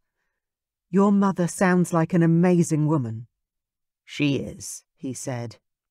Our eyes met, something soft and warm bubbling between us. A growing understanding. Maybe more. Kayla, Voices made a loud kerfuffle in the hallway. I turned toward the sound, then the doors to the dining room burst open, and what seemed to be a horde of people flooded the space. The men were dressed in nothing but the robes I knew the servants kept for the dragon shifters when they landed. But the ladies were both dressed in thick, warm dresses. I stared at the beautiful women, older than me, but obviously human. Anselm rounded the table and held out his hand to help me to my feet. Sarah, Anselm called, a note of relief in his tone. And Katerina. You both came. The two human women bustled over, worry lines creasing their foreheads. Of course we came. It's Lucy, after all. How is your mum? Anselm went on to describe Lucy's current situation. The woman named Sarah frowned at Anselm. Then we'd best get in there fast. It sounds like she needs blood now. Anselm nodded. She's stable for now. Dr. Tony has her on some meds that are helping, but I'm sure the doctor, and my father, of course, will be relieved you're here. I watched the women as their husbands stepped up and wrapped strong arms around their waists. Both of them looked content. They and their husbands looked right for each other somehow. They seemed happy. They certainly didn't seem beaten down, overstressed, or kept against their will. They moved with confidence, their husbands chatting in the background, with no need to take over as their wives spoke with Anselm. I wanted to know more about these human women and their marriages to their fated dragon princes. But now wasn't the moment for that. Lucy needed them, far more than I needed information about dragon shifter marriages. Anselm reached for me and drew me closer. Kayla, this is Katerina and Sarah.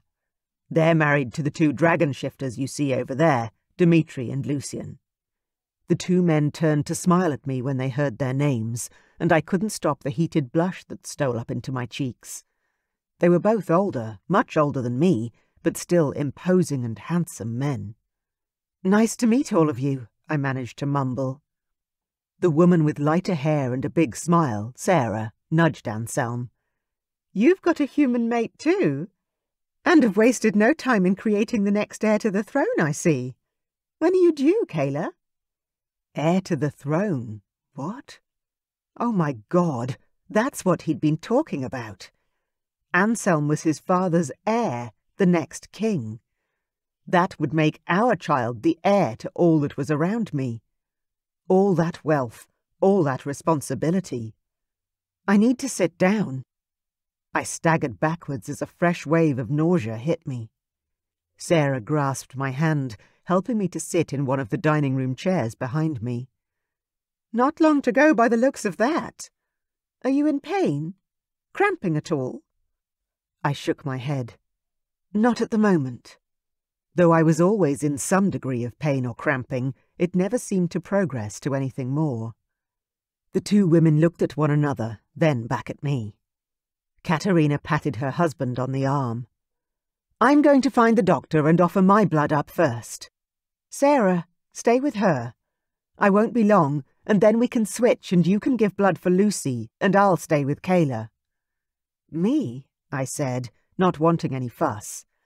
I managed to choke through the strange wave of sickness. They were worried about me. I'm fine. Please, both of you, go find the doctor and help Lucy. But Katerina wasn't listening to me. She was already sweeping out of the room, taking the two men with her. Sarah sat down beside me on the chair to my left and reached for some of the cut-up fruit on one of the platters. You're close to giving birth for the first time, in a castle, far away from home. Kat and I remember that feeling far too well. We're here to help. Not just Lucy, but you too." For some reason, her words, coming from a complete stranger, hit home hard. Thank you." Lucy was obviously not going to be able to be there for me through this birth any longer. She was hurt and needed the doctors far more than I did. "Of course," Sarah said. "We're all a little excited, to be honest. To hear there will be 2 babies in this castle soon. More than 2, maybe.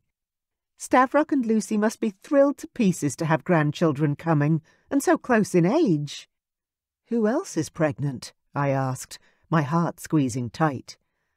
Anselm couldn't have impregnated another woman, surely. "My sister Jessa is 7 months pregnant," Anselm answered quietly. "As I mentioned, she's married to the Prince of the Black Mountains." I nodded. He'd already told me something about them. "Oh, yes. Sorry. I really need a family tree or something to keep everything straight, especially with the fog of pregnancy brain in my head." Sarah laughed and went on to tell me about her half-dragon babies and how much she loved living in the north. It was lovely to see and hear that another human woman had obviously made her home here, but I had more questions for my prince before I committed to staying. And whether I stayed or not was completely up to how he answered those questions. Chapter 13. Anselm. Sarah and Katerina's blood donations seemed to make all the difference to Mom's condition. I visited her rooms again after the doctor administered the transfusions, and this time she was awake, albeit very sleepy. There was a tinge of pink in her cheeks, too, that had been missing last time I stopped by. My father, seated by her side at their bed, seemed less agitated than before. That in itself was telling. She had turned the corner, thanks to the transfusions. "You look so much better, Mum." "Oh, Anselm."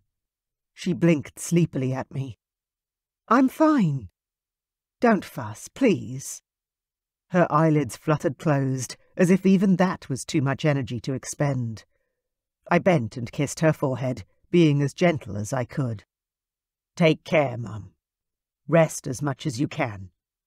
"I'll make sure she does, son," Dad said gruffly, and in his tone I heard the relief. I think it wasn't until that moment that I realized how ill my mom had been. It was a reminder of how frail humans were compared to dragon shifters. Humans like my mum. And Kayla, about to give birth. My heart skipped a beat as anxiety filled me. I took a deep breath and let it out slowly. Mom was fine. Or at least, she was going to be fine, eventually. And Kayla was surrounded by those who could support her through the birth. She had me for what it was worth. I would not leave her again. She would be fine too, I was certain. I clasped my dad's shoulder for a moment. "Mom's strong, Dad. She'll make it." My father nodded, his lips tipping up in a slight smile. "She is the strongest and most amazing woman I've ever met," he said, and I squeezed his shoulder again and left them there, heading straight back to find my beautiful Kayla. My mate was incredibly strong too. She had to have gone through most of her pregnancy alone and unsupported. Not anymore. She would no longer have to do anything alone. Sarah and Katerina were invaluable in helping me achieve that aim. Kayla seemed more content with them around, quickly developing somewhat of a friendship with the 2 human women. Watching my mate with the royals I grew up with was extremely enjoyable for my dragon. He was happy. She was here. Home. With me. But I could feel her continued reticence. The resistance. Her worry and anxiety that lay beneath the surface layer of her otherwise open smile.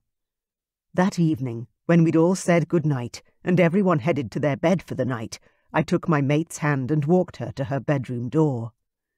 "I hope you enjoyed dinner tonight. You didn't eat much." Kayla placed a hand on her swollen belly and chuckled. I ate heaps, but the baby doesn't let me fill up like I used to. I nodded, though I wasn't sure exactly what she meant. Perhaps the little one took up so much room her stomach had shrunk. Or perhaps the pregnancy was making her feel nauseous and therefore not as hungry. I didn't know much about pregnancy. "Would you like to sleep alone tonight?" I forced the question out, not wanting to ask it, in case she answered in the affirmative. I wanted Kayla by my side, always. She stared up at me, not speaking, but her eyes shone with questions. "I'd much prefer you in my bed," I told her, taking the leap and admitting the truth. "Or I would happily sleep in Jess's quarters again, if you prefer it. Either way, I need to feel you beside me in sleep. But if that isn't what you want—" I trailed off, holding my breath while she considered my words. Eventually, she squeezed my hand. "I'm very tired." "Just sleep," I clarified, with a small laugh. I wasn't presuming any more than that. She nodded solemnly. "Then I'd love to sleep with you in your bed." I couldn't contain the grin that spread across my face. "Wonderful. Come." I pulled her further along the hallway to my door, and together we walked inside. The Royals can be very boisterous. I hope they haven't scared you off staying here. I walked around to my side of the bed, and Kayla wandered over to what would now be her bed forever. God's willing. "Oh no," she said, with a soft smile on her luscious lips. "I loved them. The loud, happy family vibe. I never had that. It was really nice, actually. Especially seeing Katerina and Sarah here, so happy and content with their lives and their, dragon shifter partners." "Like you and me?" "Well, you know." She blushed so prettily, her cheeks turning a delicate shade of pink that sent a spike of desire through my gut. I decided to let her off the hook about her and me. "So you still liked them? Even when my father and his friends decided they would settle that noisy argument with an arm wrestle?" That had been quite embarrassing in the beginning. My father and his friends, acting like children. I shook my head at the memory. Kayla laughed. "That was very entertaining, actually," she admitted, beginning to undress. She took her sweater first, then unbuttoned the dress she'd donned for dinner. It had buttons down the front, so my mate didn't need my help getting out of her outfit this time. "Entertaining? You mean embarrassing?" She laughed again, giving me a genuine grin. "Oh, I thought that was great," she said with a chuckle. "They're all so fit still. Human men, as a general rule, don't look that good at their ages. What are they, 60? "My father is 65, I told her. "Wow!" Unexpectedly, a spark of jealousy kindled in my gut at her reaction. I knew it was ridiculous, but I didn't want her admiring anyone other than me. Now who's being childish, Anselm? I gave myself a silent talking to.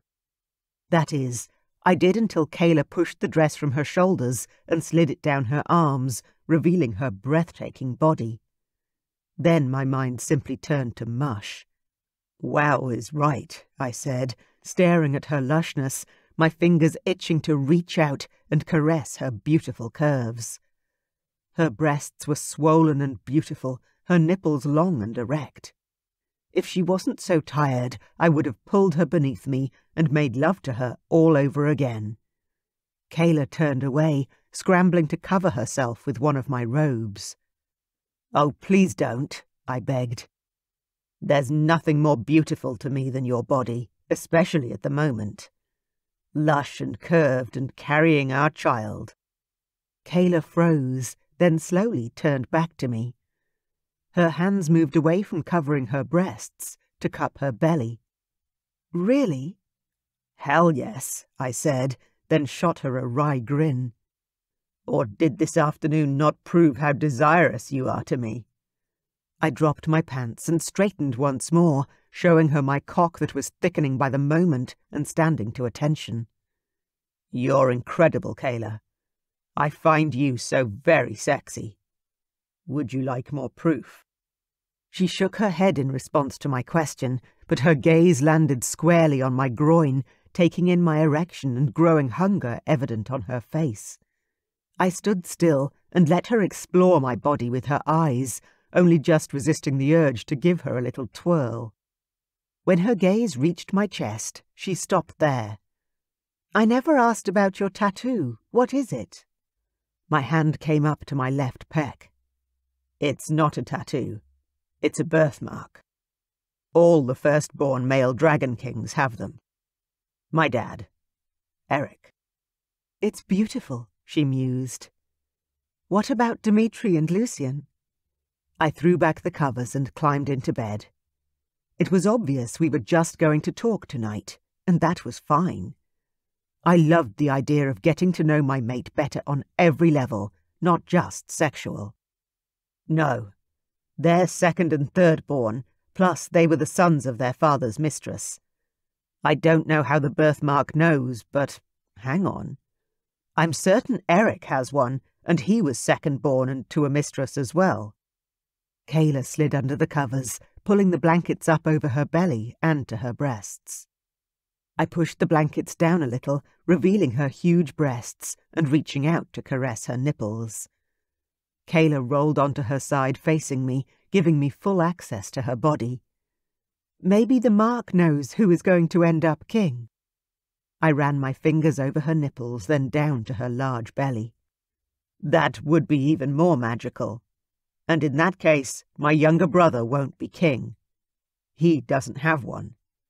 I guessed she might be onto something, because the pattern fit. I frowned at her as I pressed against her belly. Your stomach is rock hard. Is it painful? She shook her head. Not really. A little crampy, but it's fine. I wasn't sure what to make of that statement, but since I had no plans to leave Kayla's side until she gave birth, I decided to try not to worry about it too much. Are you apprehensive about the birth? I asked her. She bit her lip and sighed. I am, but I'm so ready to meet my Baba. Our baby, I corrected her, and she frowned as though the words didn't suit her. Yes, our baby. A wave of pain and sadness passed over me at her pained look. Why do you say it like that? You sound disappointed that you have to share our child. Oh, it's not that. She rushed to explain. I'm glad you're back, for the baby's sake. He or she will be a lot happier having you in their life in some way. And your parents, too. They're amazing. Every word was like a shot to my gut, making me ache and want to be sick. Kayla, you talk as if you're moving back to the human world tomorrow and will be welcome when we visit. I want you to stay here and marry me. Be my queen. Her gaze dropped open. Why? She whispered. Why? I repeated. Hadn't I already answered this question? Didn't she know? Because you're my fated mate. We're meant to be together. You're about to give birth to my heir, and soon. We should be married. It makes sense, doesn't it? She nodded, and the shimmering in her eyes immediately turned to liquid as tears spilled over the edges and down her cheeks. Yes, it does make sense. She wiped at the teardrops. Then why are you crying? I asked. Surely nothing I'd said was cause for sadness. I want you, Kayla. I want to marry you. Are you not happy to hear that I want to be with you? You want the baby, she gulped out. And you only want me because some mythical force has told you that I'm the one. Did she really think that? That's not it, I declared, cupping her face. I went to bed with you all those months ago because I desired you. My dragon shifted uncontrollably because he recognized his mate. She nodded, but her tears were still falling. I hated that I'd upset her. Marianne told you that I was your mate, she said. As you said before, you didn't recognize me to begin with. You left me the first time, when you didn't know I was your mate. No, well, yes. But I wasn't in my right mind or body that night. She smiled sadly, then leaned forward. But if I was truly your mate, wouldn't you have known anyway?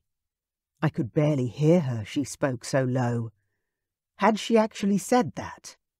Or did I just imagine those words? I surged toward her, kissing her lips and tasting her sweetness. I hoped she could feel how much I wanted her. When she pulled back, I grabbed for her, but she was already sliding out of bed. I think I'll go sleep in Jessa's room. I sat bolt upright. Please don't leave. Whatever I said wrong, I'm sorry. She picked up her dress and held it against her body like a shield. That's the problem, Anselm.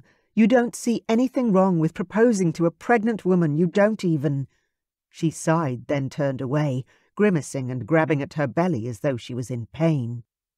I tried again. Please stay here.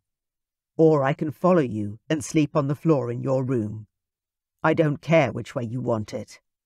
She stopped and turned towards me. You want to sleep on the floor? Hardly. I wanted to be pressed up against all her warmth and beauty. No, but I don't want you to be alone, in case you need me. I want to be near you, just in case. Her lips tilted down and her face pulled tight, but she nodded and climbed back into bed. You're right. I should stay here, just in case. I thought maybe she'd gotten the right message about my intent and desire for her. But after she climbed back beneath the sheets, she rolled away and presented her back to me. Not to spoon or cuddle, I was certain. Even so, I leaned forward and pressed a kiss to her shoulder. Good night, my mate. Good night, she whispered, and shuffled a little further away. I lay on my back and stared up at the ceiling, listening to the uneven breathing of my mate and hoping she would fall asleep soon. Two things rolled around in my mind as I lay there. How had I screwed things up so badly? And how on earth was I ever going to be able to fix it when I didn't know for sure what I had done wrong? Kayla. I couldn't sleep. I could almost feel Anselm listening for my breathing to even out, so I pretended I was falling asleep until eventually he drifted off too. Anselm snored softly, lying on his back, but I couldn't get comfortable. When he rolled over to be closer and he threw an arm over me, hot and heavy, I stiffened. I hated it for a moment, feeling claustrophobic. Then when I realized he was still fast asleep and he had reached for me without conscious thought, I let myself shuffle back and enjoy the heat of his body, at least for a few minutes. Despite the stupidity in my heart, I had to admit it to myself at least, that I was totally in love with the Dragon Prince. I had been from the moment I'd first seen him. I'd spied him across the room, sitting at the bar, staring into the depths of a beer, as if the depth of life's answers were at the bottom of that glass. As soon as I'd laid eyes on him, my heart had begun to race, my mouth began to salivate, and adrenaline shot through my veins. I could have run a marathon at that point, and I wasn't one for the gym. I'd made my way over to him, well knowing that a man like that would never go for a girl like me. I was the fat chick, the big girl, the friend with a great personality. But Anselm had turned to me and smiled in a way that made my knees turn to liquid. I'd had to pull out a bar stool just so I didn't end up on the floor beside his feet, collapsed into a puddle. He'd bought me a drink, then another, then another. We'd talked about nothing and everything, and I'd taken the biggest risk of my life by offering him a place in my bed that night. I'd been terrified he'd turn me down. Say something like, "Oh, sorry, but I was just killing time until my super-hot girlfriend gets here." But he hadn't said anything of the kind. He'd walked home with me and stripped out of his clothes with seeming eagerness, and then blown my mind with the number of orgasms I'd been gifted that night. To wake up alone after a night like that had been the hardest blow of all. Sometimes I pretended I'd made him up. My perfect man. But when I'd missed my period and that stick turned blue, I had to be honest with myself. I hadn't dreamed up my perfect night. I'd simply been abandoned by my dream man. Somehow, I'd managed to put the pieces of my heart back together, focusing on the baby he'd given me. Something to love. Someone to make my life complete. The fact that Anselm now wanted to marry me seemed like the perfect end to our story. But the fact that he didn't love me and was marrying me purely out of duty killed me. I couldn't spend the rest of my life married to someone who'd made me his queen out of obligation. Obligation to fate. Obligation to the crown. And most of all, obligation to our baby. No, I could not let that happen. It would destroy me. Chapter 14. Kayla. The cramps across my lower abdomen were getting worse. I couldn't lie here any longer without crying out. Luckily for me, Anselm slept as heavily as I wished I could. I managed to get myself out from under his arm and stand up.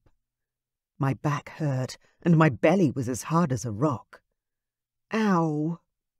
I waddled to the bathroom, peed, then stared longingly at the shower. Would it disturb Anselm if I had a quick wash? Oh! A huge cramp suddenly hit me, low in the belly, lasting way longer than any of the others. I bent over, breathing hard and trying not to groan. Then it vanished like it had never been. I rubbed the spot where I'd felt the pain and shook my head. If that was a prelude to what was coming, I wasn't looking forward to the rest. The shower beckoned. I wandered over and flicked on the shower head, this time not containing the groan as another wave of pain hit me, hard, and in the same spot as the previous one. Panic descended, and I tried to remember the books I'd read. I had to stay calm. This was a marathon, not a sprint. Natural pain relief. Hot water. Stretches. Stay on your feet.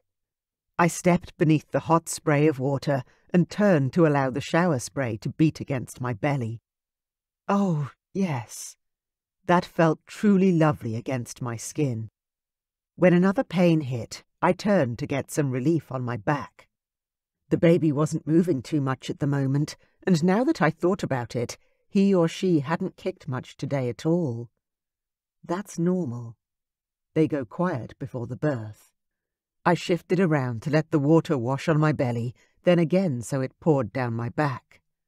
I stayed that way for a long time, alternating back and front, breathing and counting, envisioning my body opening up to let my child out into the world. When the pain got too intense, I turned off the water and walked over to the bath. I could feel the panic rising, the fear of the unknown, of being out of control.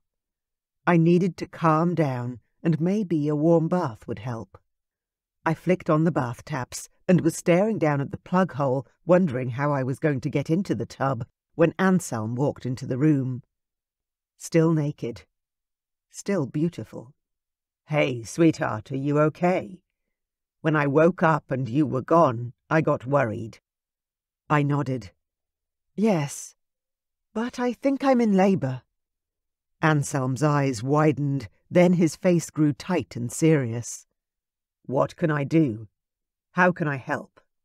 "Can you put in the plug so I can have a bath?" His intense look dissipated as he let out a laugh. "Seriously?" I nodded. "Yeah, I'm assuming I've got hours and hours to go.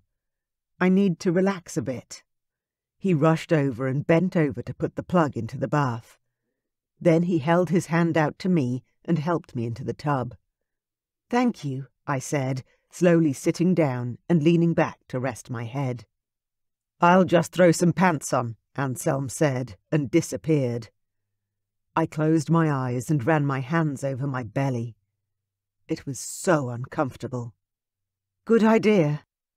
The other women would arrive when this labour really took off, and I didn't think Anselm wanted Katerina or Sarah to see him naked. Truth be told, I didn't want them seeing him naked either. Another contraction hit, and I breathed through it, using more visualization and splashing some warm water onto my belly. I was calmer now. Whether it was the bath or Anselm's presence bustling around just out of eyeshot, I wasn't sure. Probably both. When Anselm rushed back into the bathroom, I opened my eyes just enough to see him. He adjusted the lighting to be dim so we could both see, but it was much more restful. "Are you hungry? Or thirsty?" he asked. "I'm not really sure what to do to help." I was grateful for his attentions, but I shook my head. "No, I don't want anything to eat or drink. I'm just going to rest here and breathe for a while. I'll let you know when I need you to go get Sarah or Katerina." He slid to the floor beside the bath and reached over to clasp my hand in his. The touch of his fingers curved around mine was soothing. I held on tight. After a few minutes, I lifted my head. "Why don't you try and get some more sleep? No point both of us being awake." He shook his head violently. "No way. I'm not leaving you. I'm not going anywhere." And he didn't. He stayed exactly where he was, sitting next to the bath and being quiet and comforting simply by his presence. For me.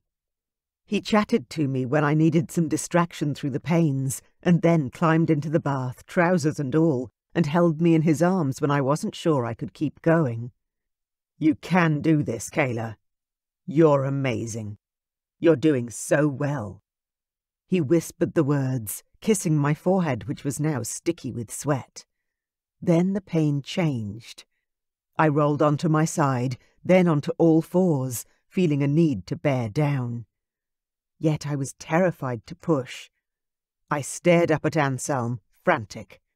"I need Sarah, or Kat, or your mum. Please, Anselm, please." He jumped out of the bath as another contraction ripped through me, grabbing hold of my belly and squeezing so hard it robbed the breath from my lungs. I cried out, "I can't do this! I can't do this!" Anselm ripped off his wet trousers and grabbed a pair of casual pants that were lying in the corner of the room, pulling them up quickly before reaching out to grab my hand. "You can, darling. Squeeze hard. Breathe, beautiful. Please, just breathe." I sucked in a lungful of air, vocalizing and groaning out my pain. The contraction peaked, then the pain began to subside. Oh, thank God. I relaxed into the water and looked up at him. "I'm okay. For the moment. Go. Quickly, please." Anselm turned and fled. I tried to stay grounded, stay calm. But with the next contraction soon to hit, I found myself tensing up way before I should. "Ugh!" I cried out, thrashing about in the water, trying to find a position, any position, that would be comfortable. The doors burst open, but I couldn't look up. I was too busy grabbing my belly and crying. "Oh, God! Something's wrong! Oh, God!" Anselm jumped into the bath beside me, clothes and all, his hand tangling in my hair. "Kayla, you're okay. I'm here. I'm back." Calm descended as I settled against him, and I took a breath. I was okay. I looked up and managed to focus enough to see who was in front of me. Sarah was there with a huge smile on her face. "You aren't far away, Kayla. When you think you're going to die, you're almost done. That's comforting." I let my head drop down once more and took a few careful breaths. My belly began to tighten again and I sobbed. Too soon. "It's coming back." Anselm pulled me against his body and held me tightly while I writhed against him. When that contraction was done, Sarah spoke. "Good girl. You're doing so well. Just remember that every one you get through, you never have to do again." I nodded. She was right. This was a marathon, and I was at least halfway, I was sure of it. "Do you want a water birth?" she asked. "Or should we get you onto the bed?" I didn't know. I couldn't answer that. "Anselm, after the next contraction, see if you can get her to stand up and over to the shower. I found that to be the best place to birth. Helps with the pain and we can see the baby a lot better. I'll get the doctor." Another contraction snuck up on me, too fast. "Oh, no!" Anselm was there, whispering in my ear. "Kayla, beautiful woman, you're doing so well. You're going to see your baby soon. So soon. Good girl." This time, when the peak crescendoed, I let go of the stress as soon as I began to slide down the mountain of pain, relaxing all over. I could open my eyes this time. "I want to get into the shower," I confirmed. "But the baby, the tiles." "I'll get the mattress," Anselm said, standing up and lifting me into his arms without any seeming effort on his part. "Let's get you into the shower first." "Yes, please." I knew the next contraction would wipe me out. I wouldn't be going anywhere soon. The heavy pressure on my pelvis was so intense and scary. But once I was in the shower, the pulsing of warm water against my back and belly helped with the pain, making it bearable once more. Anselm disappeared briefly into our bedroom, then reappeared, dragging the king-sized mattress beside him. I would have laughed at the sight if I'd been able to. "Thank God the shower is huge," was all I could think. "Move just a little, beautiful. I'll put this under you." "The mattress," I managed to pant. "It'll be ruined." Anselm put the mattress on the ground and pushed it straight into the huge shower, the water beating down on the sheets that he hadn't taken the time to remove. "I'll buy you another. Whatever you want, Kayla." I nodded, then fell to my hands and knees on the soft mattress, crawling back over to where the warm water was flooding the sheets. The next few hours became a bit of a blur as I retreated inside my own mind. Breathing hard, squeezing Anselm's hand and listening to his whispered words of reassurance. When the doctor arrived, I was starting to panic. "This feels all wrong. The pains are on top of each other. I can't get a breath." I was sweating, even with the water now running cool. "Let me check to see how you're doing," the doctor said. "Can you lie on your back?" I was on my hands and knees, naked and terrified, but I still managed to glare at the man over my shoulder. "No, I can't fucking roll over. Are you serious?" Sarah cackled out a laugh. "He needs to check your cervix, sweetie. After the next contraction, see if you can do it, okay?" I didn't want to, but so far Sarah hadn't steered me wrong, so in between the intense pains, I rolled over and had the man stick his fingers up inside me. "Ow!" He stepped away with an apologetic smile. "You're fully dilated, Kayla. When you're ready, you can start pushing." A song of relief released inside my mind. I was almost there. "I don't want to be on my back," I declared, hating the feeling, like I was a floundering fish. "Roll back onto your knees," Sarah said. "It opens up your pelvis. Makes it easier." I didn't even stop to think. I rolled and pushed up on my hands and knees, my belly instantly feeling better in that position. I strained back, the need to bear down coming over me. "Anselm!" I called out, and he was immediately beside me. "What do you need, Kayla?" "You," I panted. "Just you. Stay there, okay?" He nodded and stayed exactly where I could see him and lean on him as I needed. The pressure between my legs was intense, and I listened to the doctor as he told me to gently push. Not strain. Breathe the baby out. I wanted to roll my eyes at him, but instead I listened, slowed everything down. Every time the contraction came, I grabbed that pressure and used it. Pushed down. It was a relief to finally do something with the pain, not just sit around and endure. "I can see the head, Kayla. A few more pushes and you're done." I was exhausted, my face wet with tears and sweat. But Anselm was there, kissing my forehead and telling me what a great job I was doing. Even if I didn't believe him, even if I thought I sucked, I was almost there. My baby, our baby, was almost here. I pushed down and cried out as the baby's head pushed through. I couldn't wait for the next contraction. I bore down and the baby slithered free of my body. I collapsed forward on the mattress, the pain finally gone. "Oh, sweetheart, you did it.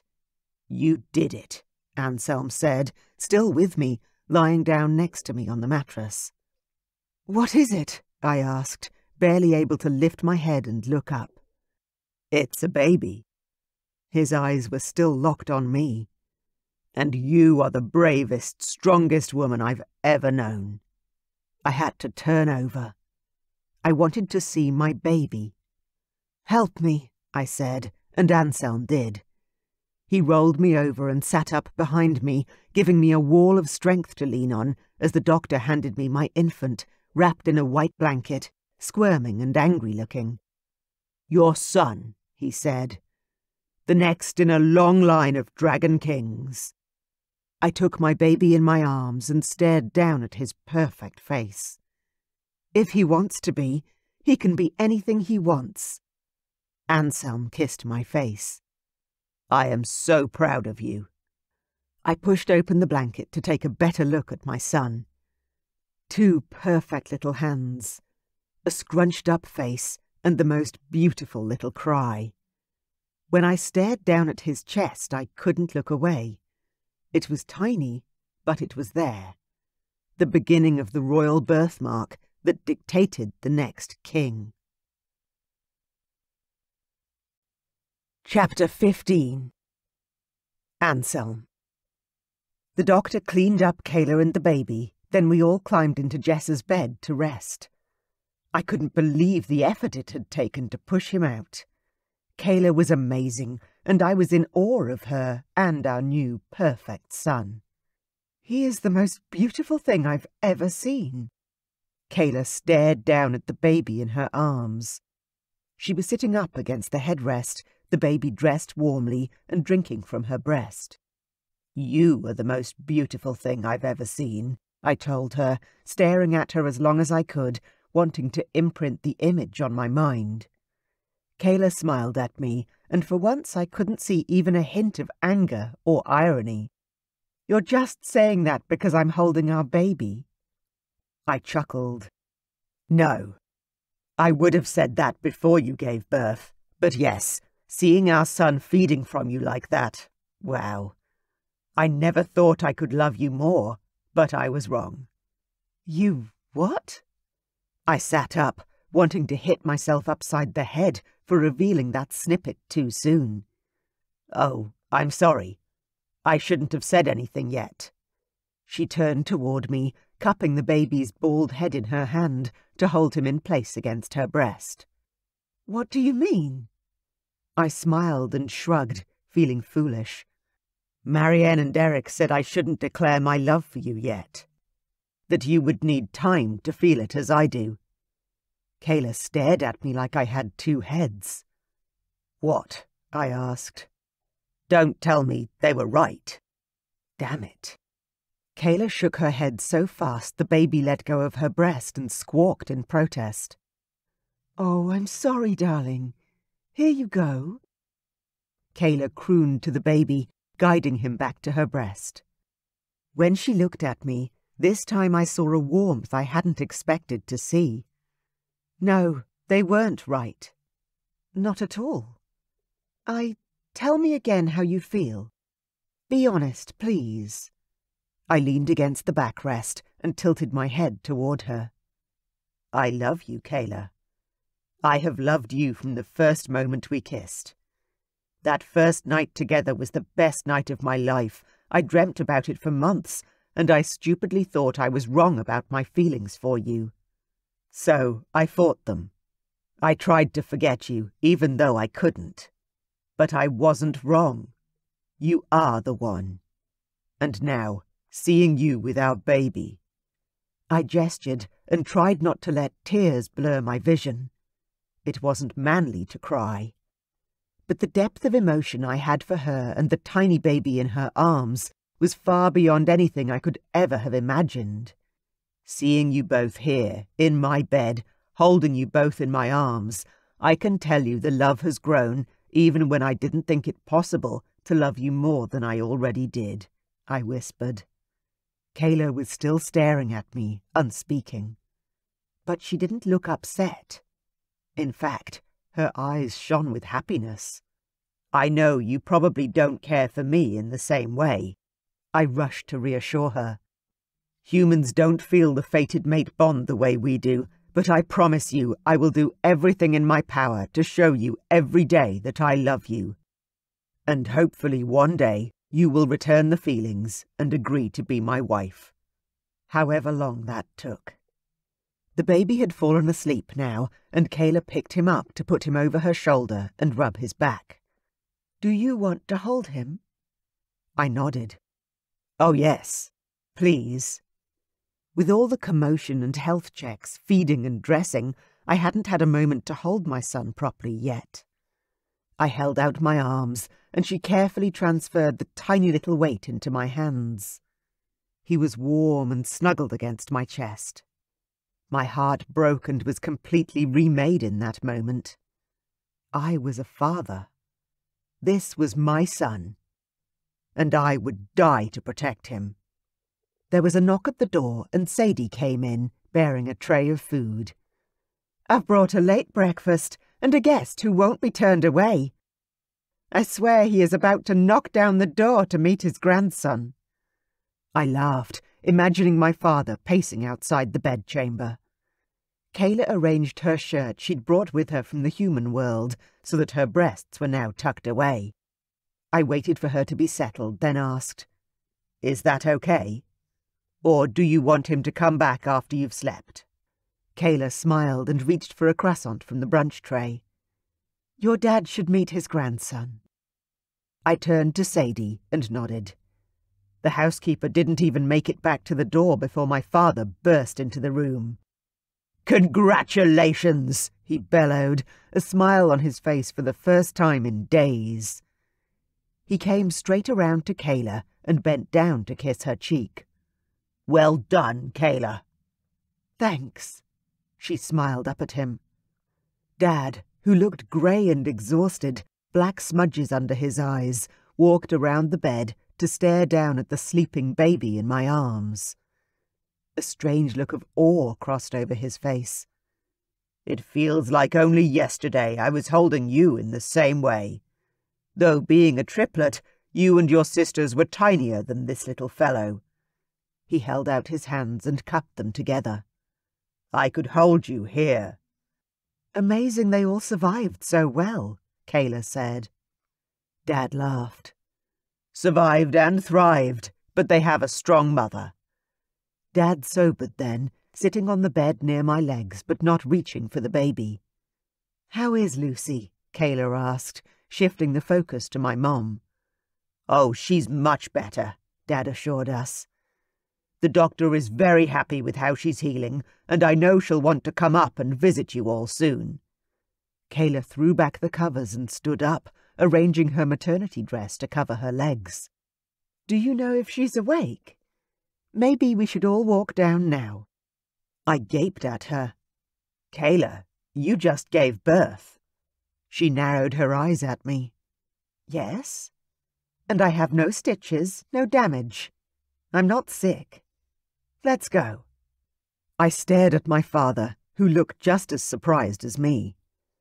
Kayla grabbed one of the grey blankets from her baby bag, took the baby from my arms, and wrapped him up like a sausage. "Here you go, Grandpa." She handed our precious son over to my father. "If it's okay to call you that." Do you have another nickname you'd like to be called?" My father, the fierce protector of the palace and guardian of our town, turned misty-eyed in the face of his first grandchild. Grandpa sounds good." "Are you right to carry him?" I asked my dad, jumping up and out of bed. It was my father's turn to glare at me. "I held all three of you every day for years, and Ian too, until you were too big to carry any longer. I'll be fine." He adjusted his hold on our baby, tucking him close to his chest and bringing him deep into his embrace. Kayla walked to the door, her belly seeming smaller already. "Let's go, then. I'm sure the Queen would like to meet her grandson as well." "I think she would too," I managed. The fact that Kayla was going out of her way to bring my mother such joy made me love her all the more. Together we walked down the hall, down the staircase, and along to the guest quarters. "How is she really?" I asked Dad, who had the baby tucked right into his chest. "She's improving," Dad said. "I've never seen her like this before. It's confronting." "Do dragon shifters have a different lifespan to a human?" Kayla asked, sounding curious. "No," I answered. "We live on average 80 years. However, we have more healing capabilities, so if we're injured, we tend to recover quicker." "Much quicker," Dad added. We reached Mom's bedroom door, and I faltered. I'd seen Mom in bed with a cold and after she gave birth to Ian.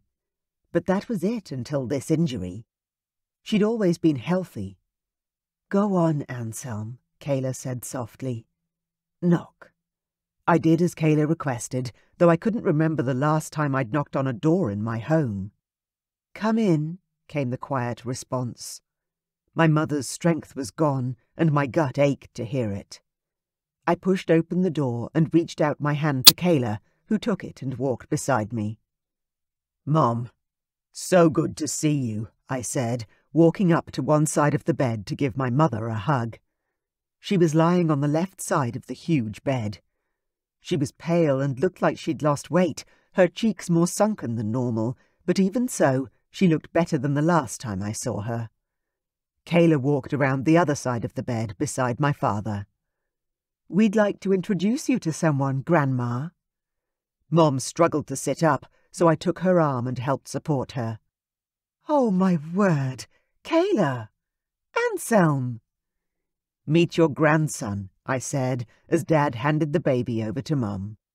"He's beautiful," she said, taking the baby in her arms and tears filling her eyes. "But I'm definitely Nana, not a grandma." Kayla giggled. "I can see that. Nana it is." I assumed that was some sort of human name for grandmother, so I just leaned over and kissed my son's forehead, loving the smell of him. "He is absolutely perfect," Mum said. "What's his name?" I glanced over at Kayla, who looked back at me with wide eyes. "We haven't talked about names. Kayla, did you have a name picked out?" A small smile lifted the edge of her lips. "I did, but it's not exactly a prince's name." "Tell me," I said. She blushed, a red-hot flush that covered her face all the way to the roots of her hair. "I played with the letters of your name, mostly. Hansel, Ainsley, Mason." Mother chuckled. "You two truly are meant to be." I glanced over at Kayla, who wasn't looking at me. Instead, she sat on the edge of my mother's bed, reaching out to our baby and touching him on his beautiful little face. I wasn't sure what my mother meant, but Kayla seemed to know. And I would obviously have to wait until we were alone to ask her. Mom asked Kayla lots of questions about the labour and cooed about how perfect our son was. My parents admired him for so long he got hungry again and began to root around and cry. "If you don't mind," Kayla said, tucking our baby up into her arms, "I'll feed him back in our rooms." "Of course, Kayla." Mom sighed and settled back into the pillows. "I think I'll have a rest. You should too." Dad nodded at me. I'll stay here and see you both for dinner. Perhaps. If not, then I'll see you tomorrow. Your sisters will be here by breakfast, I'm sure. Good news travels fast. I groaned. I think I just lost access to my son for the foreseeable future. And your mate, Mom chuckled. Don't think your sisters are going to let her be. I put an arm around Kayla and led her from the room. I think we're going to need to lock the castle doors. Maybe I can bribe Sadie to keep them away. Kayla giggled as we ascended the stairs once more. What's wrong with your sisters? I groaned. You're an only child, right? She nodded, the light of amusement twinkling in her eyes. Then I really can't explain. We got to the door of her room, and I glanced over at my bedroom. The mattress should be replaced. Shall we return to my room? Kayla glanced up at me, then nodded. Yes, I'd like that. I put my arm around her waist and led her into the bedroom I'd had since I was a small child. Tonight, we would sort out exactly what was stopping us from having the future we deserved. Come hell or high water, we would uncover the truth. Because Mom was right. Once my sisters arrived, I'd lose Kayla in the insanity, and we'd never sort out all our issues. Chapter 16. Kayla. Giving birth to my baby boy had been the most amazing experience of my life. One moment I'd truly believed I might die, then the next I was bringing another living being into the world. A perfect baby boy from within my body. I'd never felt such a high, such happiness, so much love. Not just for my baby, but for the man who gave me my son. The servants had changed over the mattress and remade the bed, purging all physical proof of the birth from the room. Even so, I could feel the energy in the room, the love, the warmth. I fed our son, loving the bond I could feel growing every moment with him. When he was asleep, passed out and milk-drunk, I wrapped him up and placed him in the small cot the servants had placed by the bed. Staring down at his small face, it was hard to believe that one day he'd be a king, the next ruler of this incredible place. But would it be the right thing to do if we stayed? On the other hand, now that he was born, could we leave? What right did I have to separate him from his birthright? What are you thinking, beautiful? I glanced over at the father of my child. Just that this is the baby's home. He needs to stay here, to learn about his heritage, about shifting. Oh, God. He won't be safe in the human world. That hadn't really occurred to you before, had it? Anselm asked quietly, correctly reading my face. Though I have to tell you that with our son being only a quarter dragon shifter, it is possible that he won't inherit the gene. I almost rolled my eyes at him, but realized quickly enough that it would be rude. You saw his chest, right? He's got the birthmark. Anselm's eyes widened. The Dragon King mark. I nodded, realizing maybe he hadn't seen it. Anselm had been staring intently at me when I peeked at our baby's chest. The little one had been covered up by the time Anselm held him. Yes. So I don't think he's going to be a non-shifting human type. Anselm inhaled sharply. Then that means he'll be the next king of this kingdom, after me. I nodded again. So you see, I don't really have a choice. And that was a feeling I didn't like. In fact, it made the independent woman in me downright devastated. Though it was hard to feel sorry for the life my son would lead. He would be revered. He would be loved. You do have a choice, Anselm whispered, sliding up the mattress to sit next to me. If you want to go back to the human world, I'll come with you. We can raise our son as human if you want. I may need to fly back on occasion for my health. It's not good for a dragon shifter to stay in a human body for too long. But I wouldn't be gone long. What about your reign? I asked, horrified he'd even consider such a thing. You can't leave. Of course I can, he said. It isn't done very often, but my sister Vanya is very capable of becoming our queen. My jaw dropped, and no words came out. He couldn't be serious, and yet he looked it. Anselm continued, I'll do anything to be with you, Kayla. I love you. I never want to be separated from you, or our baby. Ever. I still wasn't able to get my thoughts into line, let alone speak. He couldn't really be saying he'd give up everything. His whole life, even his throne, just for me. Of course, if you don't want me in your life, then that changes things. I don't know what I'd do then. Die of heartbreak, probably. He chuckled and threw me a smile to suggest he was joking, though I wasn't sure that was really true. I could feel the tension beneath the words. So I suppose I need to ask you what you want, Kayla. Because you always have a choice. What you do with your life and our baby's life is for you to decide. I didn't think that was fair either. Anselm hadn't chosen to impregnate me, nor had he had a choice in keeping the pregnancy. So far it felt like most of the choices had been mine, though I respected the hell out of the fact that he was trying to share those responsibilities with me now. I'm not sure what to say, Anselm. I didn't want him giving up the crown. I didn't want him moving to the human world with me.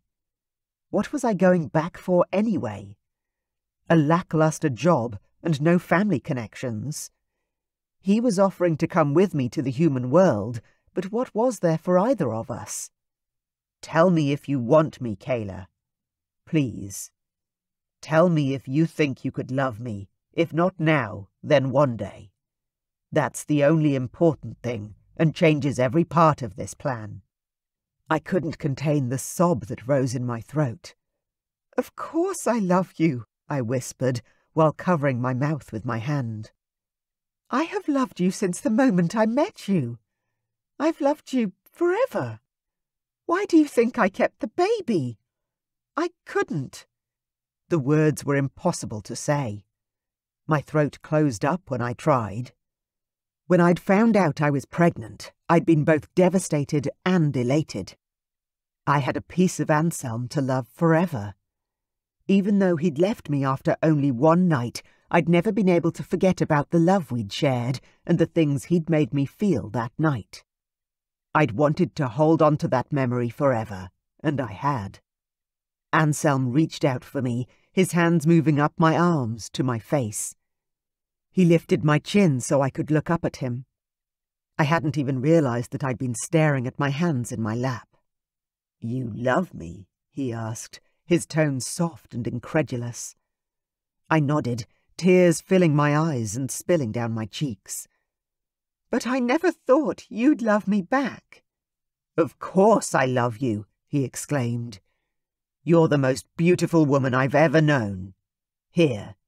He lifted his hand and touched my temple. "Here." He touched my nose. "And here," he said, pressing his hand to my left breast where my heart was.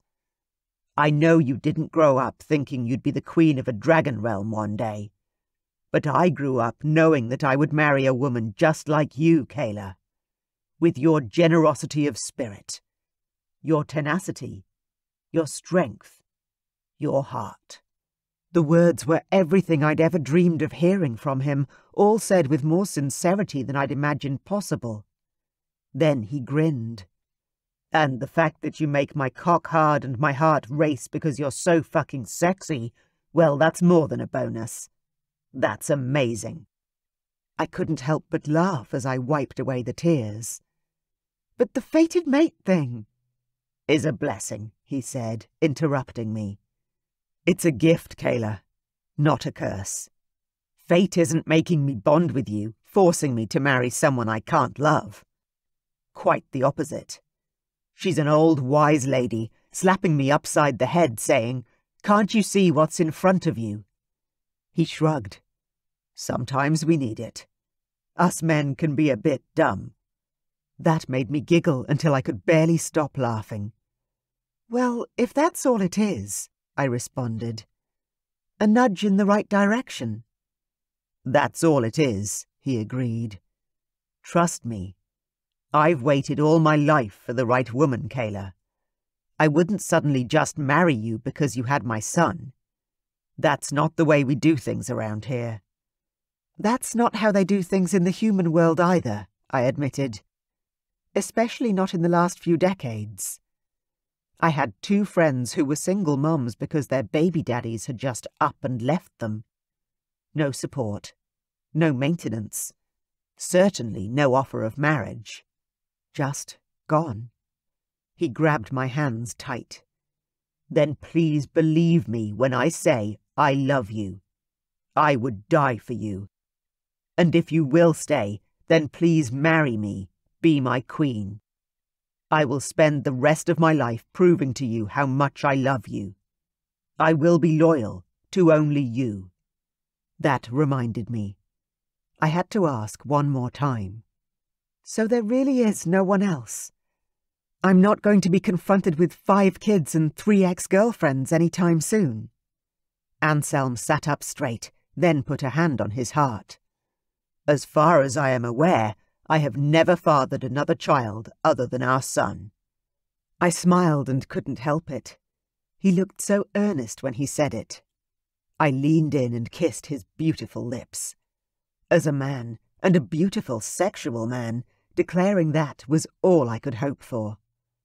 "All right, then," I said, nodding my head as a cloud of contentment settled over me. I could see my life now. If I stayed, our son would be adored. Anselm would love me, and I would love him.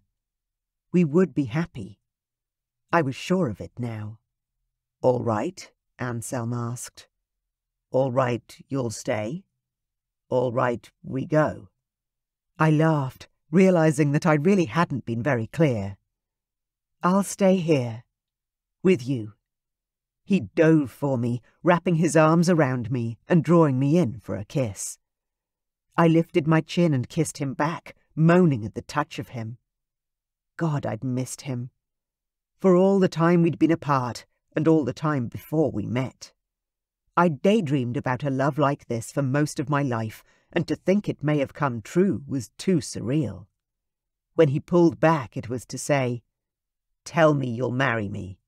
Today, tomorrow, next month, whenever you want. Just, please marry me."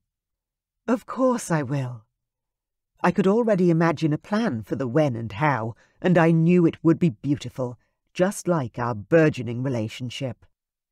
I pulled him back for another kiss, giving him my whole heart along with it. Epilogue. 3 months later. Kayla. My plan for the wedding had been simple. Wait until Anselm's whole family was well enough to attend, which meant both Lucy and Jessa were well. I also wanted time so that my body was healed enough to have a proper wedding night. That took a little longer than expected. Jessa had given birth 6 weeks after me, and to twins who were doing very well. Lucy was finally back to her hurricane self, so we'd set the date, and it had finally arrived. Today would be perfect. Jessa hugged me for the 1,000,000th time. "I can't believe you're finally marrying my brother. It feels like I've waited for this day forever." I laughed at Jessa's antics. She really was the whirlwind of the triplets. "You've waited forever?" I asked, walking over to look in the mirror for the final time. "I'd say that's a slight exaggeration, my friend." Vanya's head appeared in the mirror, popping up over my shoulder. "We'll officially be your sisters soon. Then you'll never be able to get rid of us." "Who says I'll ever want to?" I answered, poking my tongue out at her. "I really don't want to ever be rid of them." Jessa and Vanya had embraced me as their family from the very first moment we'd met. The fact that I'd given birth to their nephew might have had something to do with their instant support, but I doubted it somehow. These women were loyal to a fault, and their love for their brother shone through every day. "How's the beautiful bride going?" King Stavrok asked, stepping into the small room. "I think she's ready," Vanya said, with a clap of her hands. I adjusted the small tiara that sat upon my head and stared at my image in the mirror.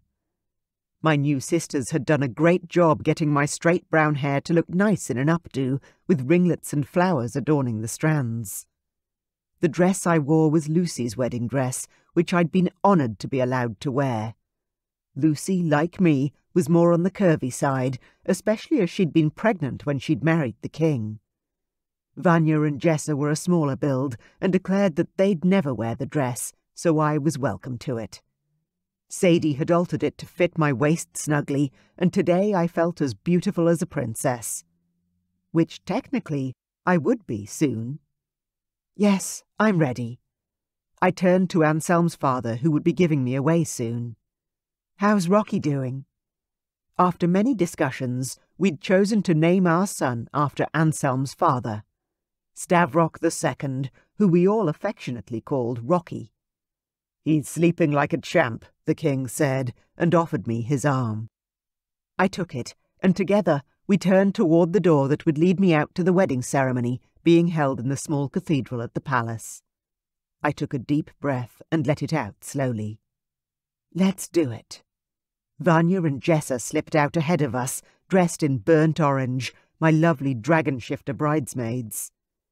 When it was our turn, I didn't have a single butterfly in my stomach. Not one worried nerve. I was filled with excitement and happiness to finally be here and be marrying the man of my dreams. Everything felt so right. On King Stavrok's arm, I walked down the aisle. The cathedral was full to the rafters with people from the town. Family and friends had flown in quite literally from the north and the Black Mountains. All to see me, little human me, marry the next king. The Queen, Lucy, stood in the front row holding our beautiful baby boy. He was sound asleep, as he should be, despite all the noise around him. Standing at the altar was my prince, his eyes shining and very clearly only for me.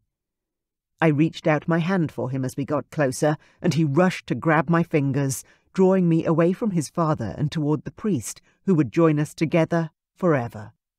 The ceremony was simple and much faster than I thought it would be. The feast afterwards was absolutely magnificent, and it was there that I finally got to meet the famous Queen Marianne. She walked toward our table with a soft smile on her lovely face, her long dark hair spilling down over her shoulder. "It is very lovely to finally meet you, Kayla."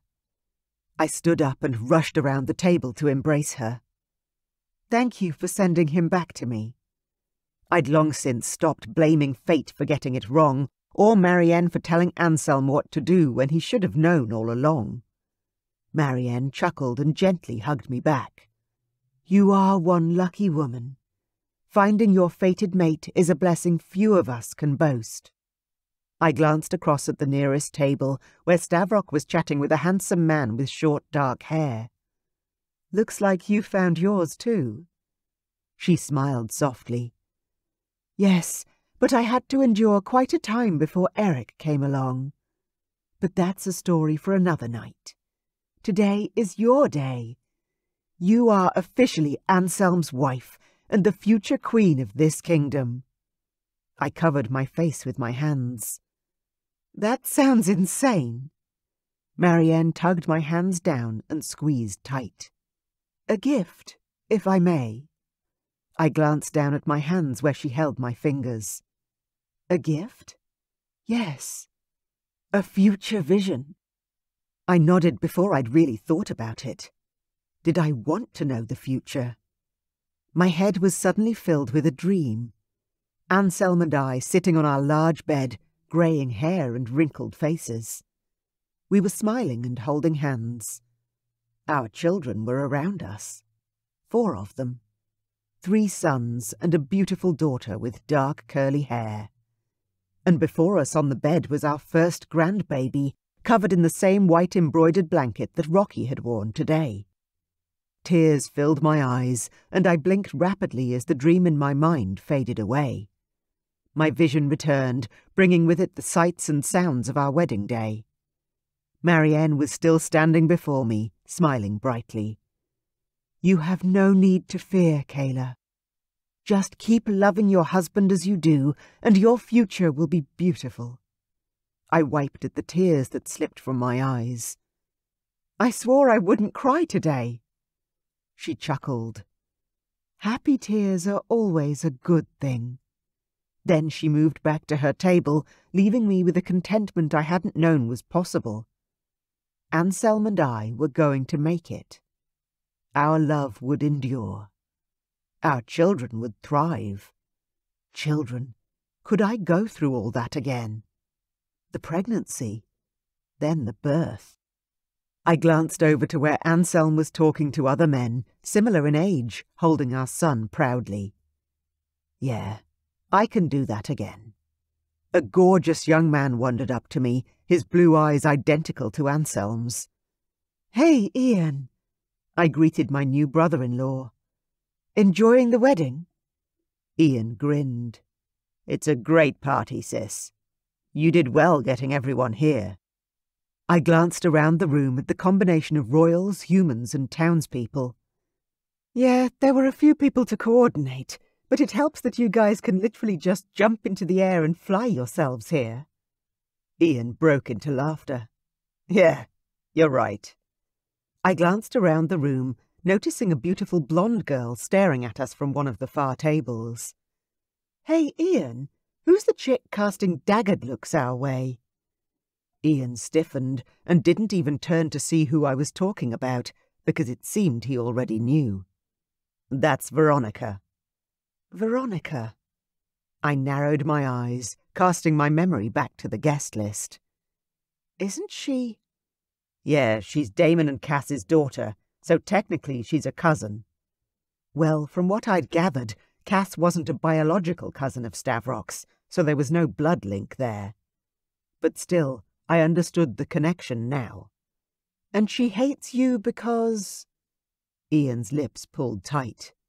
"Because I did something stupid a few years ago, and she hasn't forgiven me." There was a story there, and normally I would have loved to dig into it. But I wasn't sure I had the fortitude to deal with anything more today. So instead, I elbowed him in the side and said, "Sounds like you need a chat with Marianne too." Ian turned to stare at me, his eyes wide with surprise. Then the look of vulnerability disappeared to be replaced by his characteristic smirk. "Welcome to the family, Kayla. Officially." I reached out to hug him tight. Something about Ian made my heart sad, and I couldn't pinpoint what it was. "Thanks, bro." I had family now, and I loved it. Ian disappeared, and I was once again swept into the celebrations. When it was finally time to go to bed, I was aching for some alone time with my new husband. We were finally walking the hall to our marriage suite, and I clung to him like a limpet. "I feel like I haven't seen you all night." Anselm chuckled as he tucked me even closer into his side and opened the door to his bedroom. "I feel the same way. I've been counting the moments until I could finally get you into our new bed." Anselm had commissioned a new Super King bed frame for our wedding present, and we were still in the bedroom he'd grown up in. Jessa had moved her quarters to another wing, so Rocky could be in the room next door, and everything was working out well. We would live in the castle for the time being. Lucy and Stavrok loved having the baby around, and I enjoyed helping my mother-in-law every day with her chores and learning the role of queen. I took a step into the bedroom, and my new husband pulled me back to the threshold. "Hang on a moment." He swung me up into his arms, and I grabbed for his neck, squealing like a banshee. "Oh my God! You can't carry me!" Even though I'd gotten most of my original shape and body back from before the pregnancy, I was still no lightweight. My dragon shifter husband laughed, crossed the threshold with me in his arms, and marched over to the new bed. I certainly can. Then he tossed me onto the mattress, and I squealed once more. He walked back to the door and shut it, locking it tight. The sound reminded me that my baby wouldn't be beside us tonight. I hope Rocky's okay with your sister. Jessa had offered to have the baby overnight, breastfeeding him as she would her own daughters. Anselm chuckled. They'll all be fine. That husband of hers dotes on her. He'll help. I nodded. He was right. We had one night alone together, and considering it was way past midnight, it may only be a few hours until I held my son again. My new husband and I had better take advantage of the time we had together. I slid off the bed and turned my back to him. Help? Please? Anselm's confident fingers moved to the ties on my dress, releasing me from the confines. Then he turned me to face him. I love you, Kayla. So much. I can't wait to start our life together from this moment forward. I reached up and cupped his face in my hands. I love you, Anselm. I am so glad we met, and that you came back for me in the end. And that we have the chance to build a life together with our son. Then I released his face and stepped backward, shimmying out of my loosened wedding gown before shooting him a grin. I was wearing only a lacy pair of knickers and my smile. But first and most pressing of all right now, I cannot wait for you to show me how much you love me. I felt bold, basking in his love, and I leaned forward and ran my fingertips over his trousers, where they were already beginning to tent. You did say I had a certain effect on your body, did you not? He chuckled, but there was a hoarse note that indicated my touch had the desired impact. Indeed you do, beautiful Kayla. And I will be very happy to show you what you do to me, you sexy, gorgeous woman. When he finally collapsed against me, I held him tight, the vision Marianne had gifted me with flashing through my mind. We weren't just going to make it. Anselm and I would have a love story that would carry on through the ages. I finally felt like the other half of my soul had been found. Soulmates. A fated bond. It was real, and I knew at last that we would have our happy ever after for all the days of our lives.